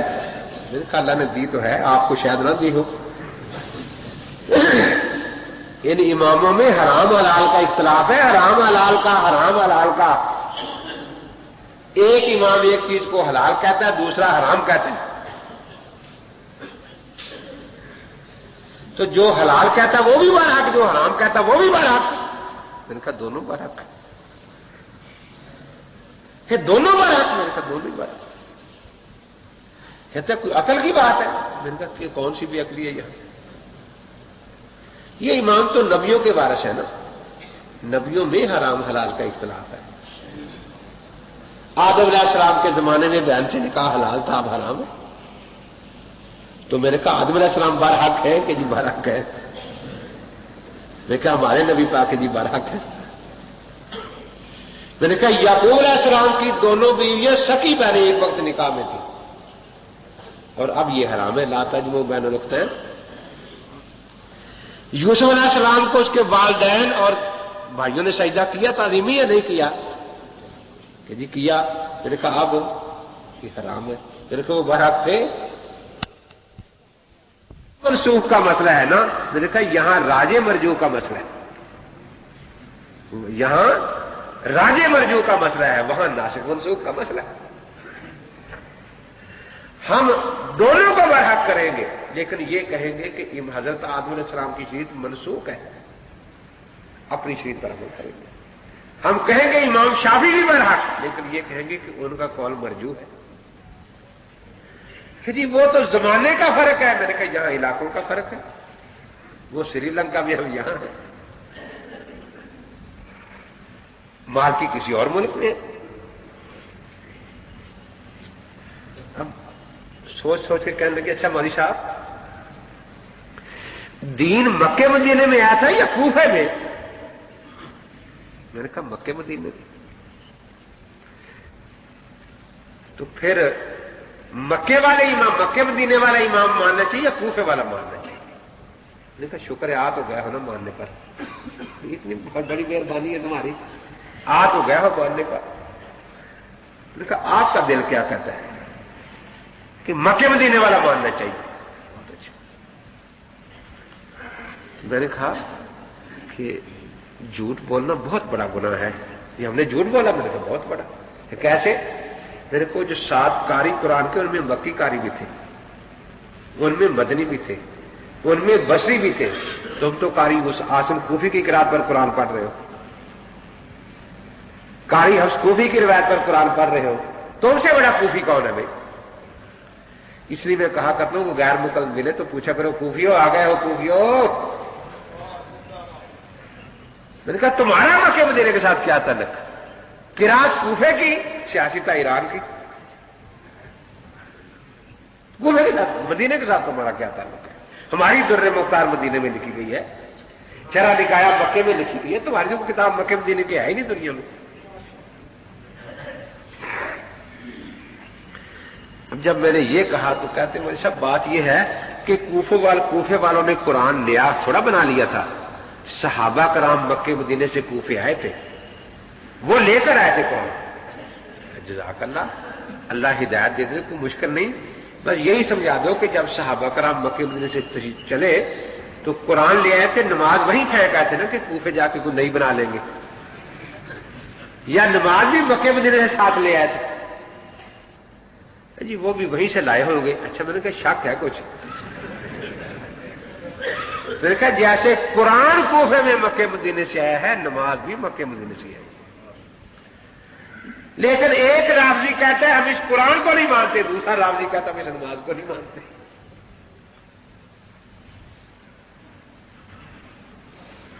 تو میں نے کہا جیسے حضرت ارشاد فرما رہے تھے کہ امام صاحب تو تابعین میں ہے نا، صحابہ استاد ہے، صحابہ تابعین ہم جماعت ہے، کلاس فیلو ہے، تبع تابعین شاگرد ہے، خیال قرون نظر ہے۔ جس صحابی نے پورا دور نبوت پایا وہ 23 سال ہے، اور امام صاحب نے 40 سال صحابہ کا دور پایا ہے۔ کتنے سال؟ تو 40 سال کی عمر میں آدمی نماز شروع کرتا ہے مسلمان یا نہیں؟ وہ بھی خیال قرون کا کر دیتا ہے نا۔ آپ جب نماز پڑھتے ہیں تو بچے ساتھ پڑھتے ہیں، آپ ان کو دیکھتے ہیں یا نہیں؟ اگر کوئی غلط پڑھے، بس میں یہاں نماز پڑھوں، اللہ اکبر کہہ کے سر پر ہاتھ باندھو، سبحانک اللہ و تبارک اسمک، آپ مجھے روکیں گے یا نہیں؟ جی روکیں گے؟ 15ویں صدی کے مسلمانوں کا ایمان بڑا ہی مضبوط ہے کہ ایک سنت کے خلاف نماز نہیں پڑھنے دیتے، اور معاذ اللہ صحابہ کرام کا اتنا کمزور تھا تابعین کا کہ امام ابو حنیفہ ساری نماز غلط پڑھتے تھے اور کسی نے روکا ہی نہیں۔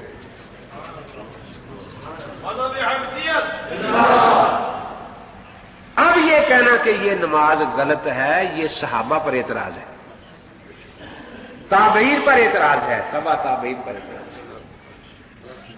الحمدللہ ہماری نماز صحابہ کے سامنے تصدیق ہو چکی ہے، تابعین کے سامنے تصدیق ہو چکی ہے، تبع تابعین کے سامنے تصدیق ہو چکی ہے۔ آج کے کسی باب رویے کی تصدیق کی ہمیں کوئی ضرورت نہیں، بالکل۔ میں گجرانوالہ میں یہی بات عرض کر رہا تھا، ایک طالب نوجوان کو غصہ آ گیا، کھڑا ہو گیا کہ جی آپ کی نماز تصدیق بھی ہماری نہیں ہوئی۔ فرمائیے، حکیم صادق صاحب نے سیالکوٹ میں کتاب لکھی، جنگ اخبار نے تصدیق کی کہ بہت اچھی ہے، نوائے وقت اخبار نے تصدیق کی کہ بڑی اچھی کتاب ہے، مرزائیوں کے رسالے شہاب نے تصدیق کی بہت اچھی۔ بھی تصدیق تو خیر آپ کی بھی نماز کی ہو گئی، لیکن ہماری نماز کی تصدیق ہوئی صحابہ کے سامنے، تابعین کے سامنے، اور ان کی تصدیق فرمائی عرش والے نے، والذین اتبعوہم بإحسان رضی اللہ عنہم ورضوا عنہ۔ ہماری نماز کی تصدیق ہوئی صحابہ کے سامنے، تابعین کے سامنے، تبع تابعین کے سامنے، اور ان کی تصدیق فرمائی فرش والے نے، خیر الناس قرنی ثم الذین یلونہم ثم الذین یلونہم۔ آپ بھی ذرا جنگ اخبار کی تصدیق کے لیے کوئی آیت پڑھ دیں، یا نوائے وقت کی تصدیق کے لیے جی یہ موت پر اخبار نہیں ہے، موت پر ہوں گے۔ وہ کوئی بیچارہ انگلینڈ چلا گیا، یہاں سے چند ساتھی، تو ایک آدمی بیٹھا رو رہا ہے، لوگوں نے پوچھا کیا بات ہے، روتے جا رہا ہے؟ دوسرے کا بھی تیرا گرائی رو رہا ہے، پتہ کر جا کے۔ وہ آیا، وہی پاس بیٹھ کے رونے لگا، تیسرا، چوتھا، پانچواں، چھٹا، ساتواں، سارا دن روتے رہے، لوگ سارے اکٹھے، پلس بتاتا کوئی بات کیا ہے، تھک گیا رو رو کے۔ تو ساتویں سے پوچھا تو کیوں رو رہا تھا؟ کہ چھٹا رو رہا تھا، میں بھی رو رہا تھا۔ چلتے چلتے پہلے پر بات آ گئی کہ بھی تو خود بھی رویا، سب کر لے، بات کیا؟ پھر رونے لگا، کہتا بات بھی بتانے والی ہے۔ ہمارے گاؤں کا نائی آیا ہے، بڑا معتبر ہے، اس نے مجھے بتایا کہ تیری بیوی بیوہ ہو گئی۔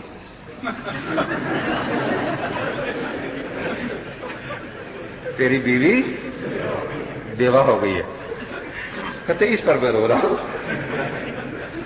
اس نے کہا اللہ کے بندے تو زندہ بیٹھا، بیوی کیسے بیوہ ہو گئی؟ کہتا سمجھ میں میری بھی نہیں آیا، لیکن نائی بڑا معتبر ہے،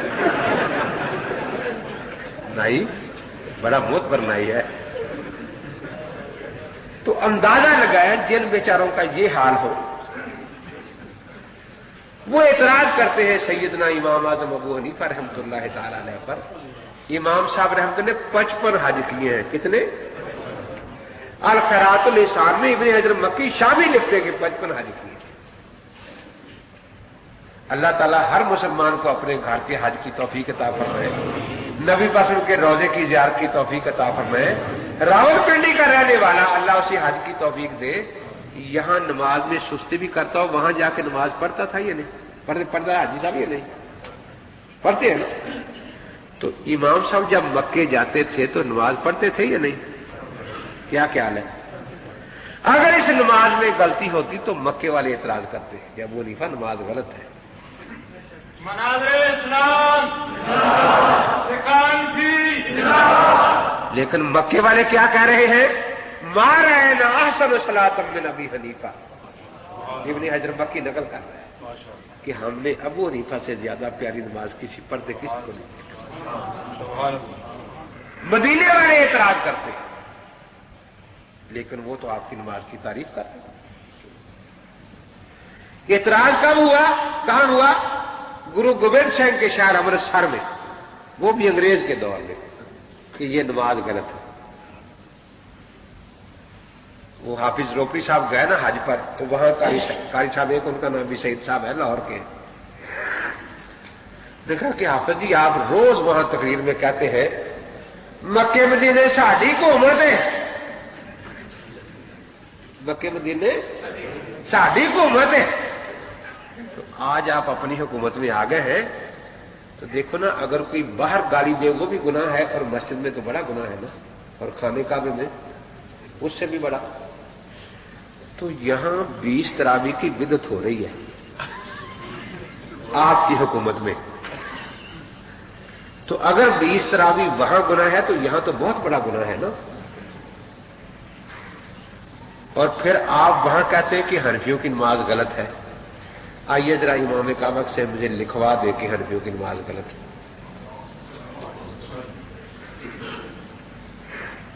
وہ مصروف بہت ہے، ان کے پاس وقت نہیں ہوتا. میں کہا میرے تو دوست ہیں، میں تو یہی رہتا ہوں، آؤ گھنٹہ بیٹھنا 2 گھنٹے میں چاہو چلے.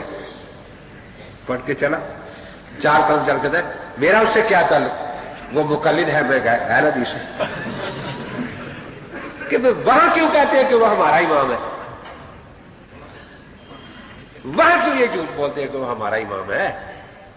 میں اصل لوگ میں تقریر کر رہا تھا تو بیچاروں کو چین تو ہوتا نہیں. 2 مولوی آئے جامع ابوبکر سے، موتا ہاتھ میں پکڑی یوں، موتا امام مالک. سنو جی سنو، میں سنائیے جی. سنائی چند ہے مالک ان نافع ان ابن عمر کہ وہ رفع دین کرتے تھے. گنتی بھی کیا، پیسے بھی آ گئے ہو، 5 جگہ ہے. اور پھر تمہیں کیا فائدہ کہ جی کیوں؟ میں نے کہا جناب پچھلا سب بول تو اگلا. اسی سنائی چند ہے مالک ان نافع ابن عمر کو امام کے پیچھے قرات نہیں کرتے تھے. جب نماز ہوئی نہیں رفع دین کیا فائدہ دے گی اس کو؟ وہیں سے پیچھے پا کر ادھر سے کرتا جی امام کعبہ رفع دین کرتا ہے. میں نے کہا پھر وہ تو مقلد ہے اور مشرک ہے. مشرک کی تو نماز ہی قبول نہیں، رفع دین کیسے قبول ہوگی؟ تو میں نے کہا کوئی ایسی بات کر جس کی نماز قبول ہوتی ہو، اس کی بات کر میرے سامنے. وہ بھی اٹھ کے چلا گیا. تو مقصد یہ ہے کہ ہم اہل سنت والجماعت حنفی ہیں. طلاق کے بارے میں بھی تھوڑا سا عرض کر دوں. یہی عید قربان کے موقع پر میں گھر گیا نا خیر مدارس سے، تو 3-4 غیر مقلد مولوی 5-7 اور آدمی آ گئے. جی وہ 3 طلاق والا مسئلہ سمجھ رہے ہیں؟ ٹھیک ہے، قرآن پاک کھول لیا سورہ بقرہ. پہلی آیت میں نے پڑھی کہ اس میں 1 طلاق کا ذکر آیا ہے اور بعد میں کہ خامد زیادہ حق رکھتا ہے رجوع کرنے کا. 1 آیت میں نے پڑھ کے سنائی. میں نے کہا اس میں 1 طلاق کا ذکر آ گیا ہے. اس میں کوئی میں نے ترجمہ غلط کیا ہو یا تو اعتراض ہو. نہیں جی بالکل ٹھیک ہے، ٹھیک ہے. 1 طلاق کا ذکر بھی آ گیا ہے اور رجت کا حق بھی سن. اب سوال یہ ہے کہ کتنی طلاقوں کے بعد رجت ہو سکتی ہے؟ تو اگلی آیت میں آ گیا الطلاق مرتان. مرتان فرمایا نا، جیسے کہ جانی راجولان، اکٹھے آ جائے تو بھی راجولان ہے، ایک 5 منٹ پہلے آ جائے دوسرا 5 منٹ بعد تو بھی راجولان ہے. میرے کہا آپ رکوع میں کتنی تسبیح پڑھتے ہیں؟ یہ 3 ثلاثہ مرات. میرے کہا پھر 3 گنتے ہو 1 گنتے ہو کہ 3 ہی گنتے؟ میں نے کہا سجدے میں گنتی پر 3 میں کتنی گنتے ہو؟ کہتے 3. مغرب کے فرض کتنے پڑھتے ہو؟ کہتا 3 میں. گنتے کتنے ہو؟ کہتے 3. تو میں نے کہا الطلاق مرتان فامساک بمعروف اور تسریح باحسان. اس آیت میں یہ بتا دیا کہ رجعت کب تک ہو سکتی ہے؟ وہ 2 طلاقوں کے بعد. میں نے کہا اس کے ترجمے میں کوئی آپ کو اختلاف ہو یا غلطی؟ نہیں جی ٹھیک ہے بالکل. میں نے کہا اب اگلی آیت میں یہ ہے کہ وہ کون سی طلاق ہے جس کے بعد رجعت تو کجا نکاح کا حق بھی نہیں رہتا. ان طلق من بعد فلا تحل له حتى تنكح زوجا غيره. تو میں نے کہا اب تیسری طلاق ہوگی فاتقی بلا بہلا کے لیے آتی ہے کہ فوراً 2 طلاق کے بعد تیسری طلاق کہہ دی تو اب اس کے لیے حلال نہیں جب تک کسی اور سے نکاح نہ کرے.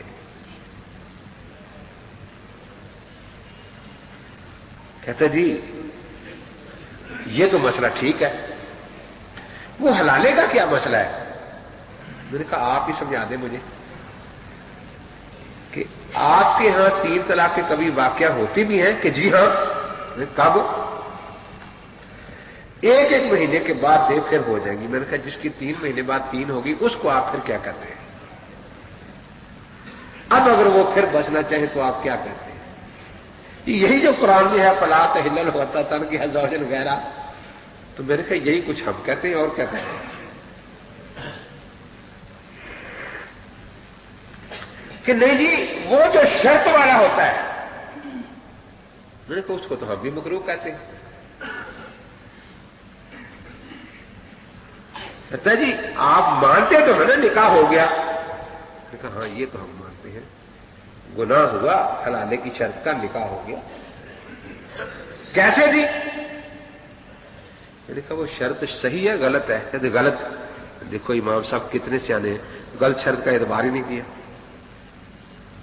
غلط شرط کا اعتبار ہی نہیں کیا، تو وہ غلط بھی کہتے ہو مؤثر بھی مانتے ہو اس کو۔ خاموش کہ جی وہ لعنت آئی ہے نا۔ میں نے کہا کس پر؟ کہ حلالہ کرنے والے پر، کروانے والے پر۔ میں نے کہا اس کو حلال کرنے والا تو کہا نا۔ ہم بھی جواز کے قائل ہیں، نفاذ کے قائل نہیں، نفاذ کے قائل ہیں، جواز کے قائل نہیں ہے۔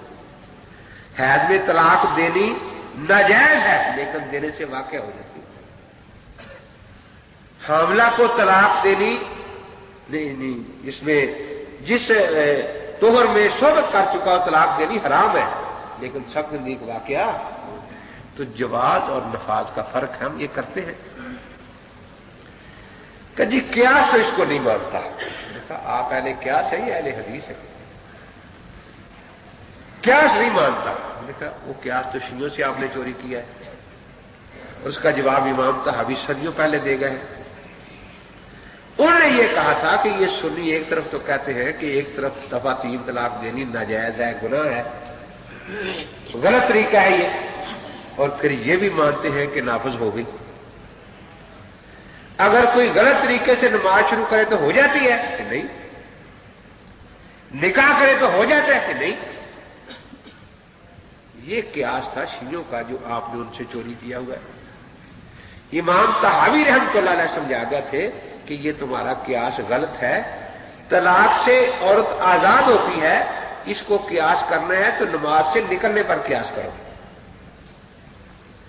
اب اگر کوئی السلام علیکم ورحمۃ اللہ کہہ کے نماز سے نکلتا ہے تو نماز سے بھی نکل گیا، گناہ نہیں ہوا، لیکن کوئی اٹھ کے بھاگ جاتا ہے یا بات کر لیتا ہے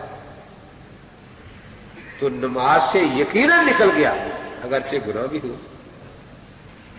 تو جس طرح نماز سے نکلنے کے 2 طریقے ہیں، ایک موافق سنت نماز سے بھی نکل جائے گا اور گناہ، اور دوسرا غلط طریقہ اٹھ کے بھاگ پڑا کہیں، تو کوئی بیوقوف نہیں کہتا کہ نماز نہیں ٹوٹی، نماز اس کی ختم ہو گئی،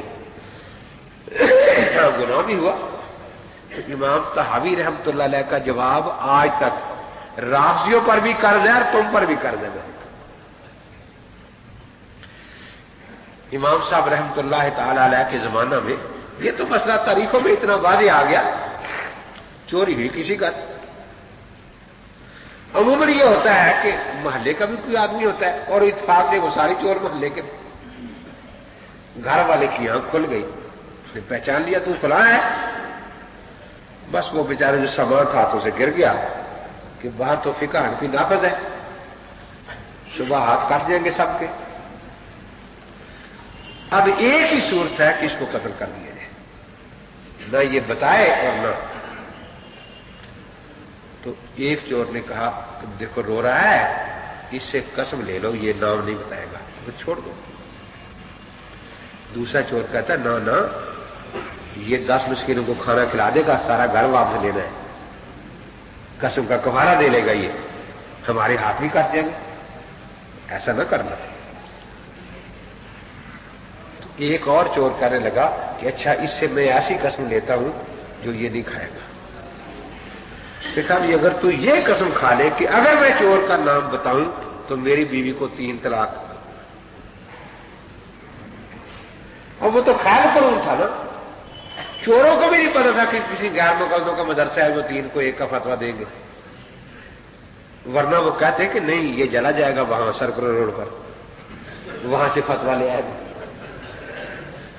یہ نہ کرنا ایسا، کیونکہ یہ جرسٹ ملکہ وکٹوریہ کے دور سے پہلے تھی نہیں نا کہیں بیچاری۔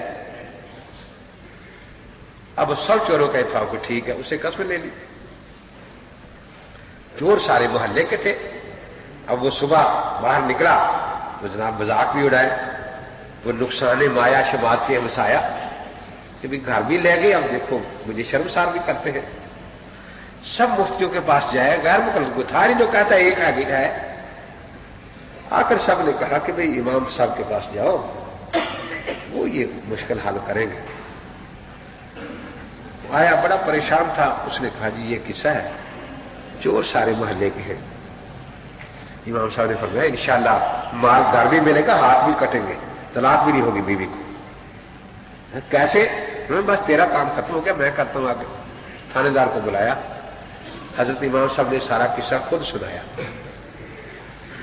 فرمایا کہ سارے شہر اس محلے کے لوگوں کو تفتیش کے لیے ایک حویلی میں اکٹھا کر لو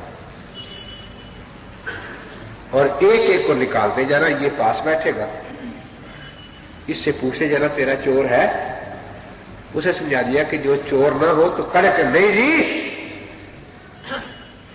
اور جب چور آ جائے یہ 100 دفعہ چور ہے، انہیں بولنا ہی نہیں،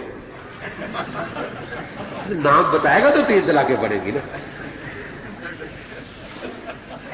تو انہیں بولنا ہی نہیں۔ جب امام صاحب کے اس طریقے سے چور بھی پکڑے گئے تو اسی لیے چوروں کو آج تک امام صاحب سے بغض ہے کہ یہ ہماری چوری چلنے کیوں نہیں دیتے۔ حضرت امام اعمش رحمۃ اللہ تعالی علیہ امام صاحب کے استاد حدیث ہے۔ کسی نے کہہ دیا کہ امام صاحب ہیلے کرتے ہیں، بتاتے ہیں لوگوں کو، ملے ڈھانٹا ہیلے، حضرت جواز کے لیے جو جائز ہے نجائز نہیں میں کرتا نہیں۔ چند دن گزرے، امام اعمش کو ضرورت پڑ گئی، تو اعمش کا نام تو سلیمان بن مہران ہے نا، اعمش کہتے چندے کو، آپ بھی چندے کہتے ہیں، تو جیسے زمیشری تھا، یہ بہت بڑا مفسر قرآن تھا، لیکن شکل اس کی اچھی نہیں تھی، بیوی بڑی خوبصورت تھی۔ ایک دن باہر سے آیا تو بیوی قرآن پڑھ رہی ہے، اس نے بڑے ناز سے پوچھا قرآن پڑھتی ہے، سمجھا بھی ہے قرآن؟ دیکھا بالکل۔ زبیشری کو اچھا میرے سامنے دعویٰ کہ قرآن سمجھا، کیا سمجھا ہے؟ کہ میں سمجھی ہوں کہ میں بھی جنت میں جاؤں گی، تو بھی جنت میں جائے گا۔ زبیشری حیران کہ یہ تو میں نہیں آج تک سمجھا، یہ کیسے سمجھ گئی؟ وہ کہاں سے سمجھا؟ کہ قرآن میں ہے کہ صبر کرنے والا بھی جنت میں جائے گا، شکر کرنے والا بھی۔ میں تجھ جیسے بدصورت خاون پر صبر کروں گی جنت میں جاؤں گی، تو مجھ جیسی خوبصورت بیوی پر شکر کرے گا تو بھی جنت میں چلا جائے گا۔ یہی حال امام اعمش رحمۃ اللہ علیہ کے ہاں تھا کہ بیوی اس کی بہت خوبصورت تھی، تو علم کی وجہ سے وہ نکاح ہو گیا، تو وہ چندے تھے۔ اب عورتیں اس کو تنگ کرتی کہ تیرے ماں باپ نے تجھ پر ظلم کیا ہے، وہ چاہتی تھی کہ کوئی صورت بنے۔ ایک دن امام صاحب رحمۃ اللہ علیہ نے، امام اعمش رحمۃ اللہ علیہ نے کہیں غصے میں کہہ دیا کہ اگر آج تو نے میری بات کا جواب نہ دیا نا تو تجھے 3 طلاق۔ وہ جی بڑی خوش، تو اسے پتا تھا کہ 3 تو ایک ہو ہی نہیں سکتی، جناب دوپٹہ منہ پر رکھ رکھ کر بیٹھے تاکہ کوئی بات منہ سے نکل نہ جائے۔ آج امام اعمش نے بڑی کوشش کی، کوئی بات نہیں کرتی۔ اسی طرح کہتے نا کہ ایک آدمی تھا، بیوی اس کی ناراض تھی، بیچارے نے بڑی کوشش کی، بولتی نہیں تھی، تو اکتا کے باہر چلا گیا، دوپہر کا وقت تھا، باہر سے بڑی تیزی سے بھاگا ہے، بڑی تیزی سے۔ وہ بیوی بھی دیکھ رہی تھی، جلدی جلدی آتے دوپہر کو لالٹین جلائی اور لے کر چارپائی کے نیچے چھپ۔ اب یہ حرکت ہی ایسی تھی کہ وہ چپ نہ رہتی، کیا تلاش کرتے تو بس یہی بس یہی چیز چاہیے تھی۔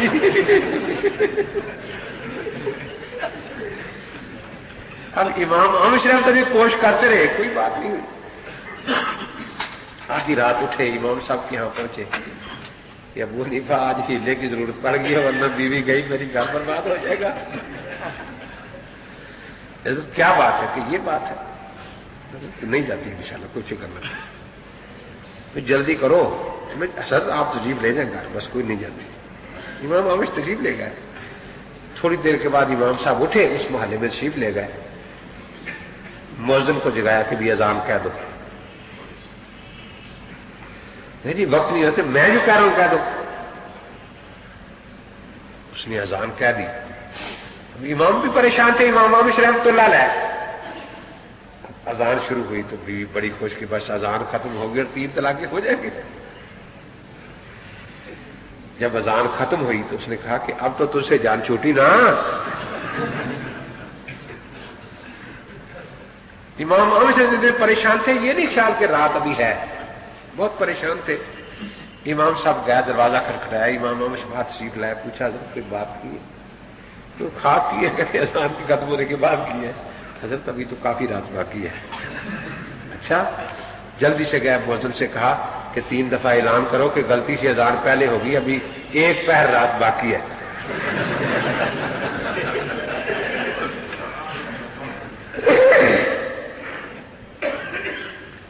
اس نے جب اعلان کیا، امام احمد کی بیوی کہنے لگی کہ اوہ ابو حنیفہ کا ہیلا چل گیا۔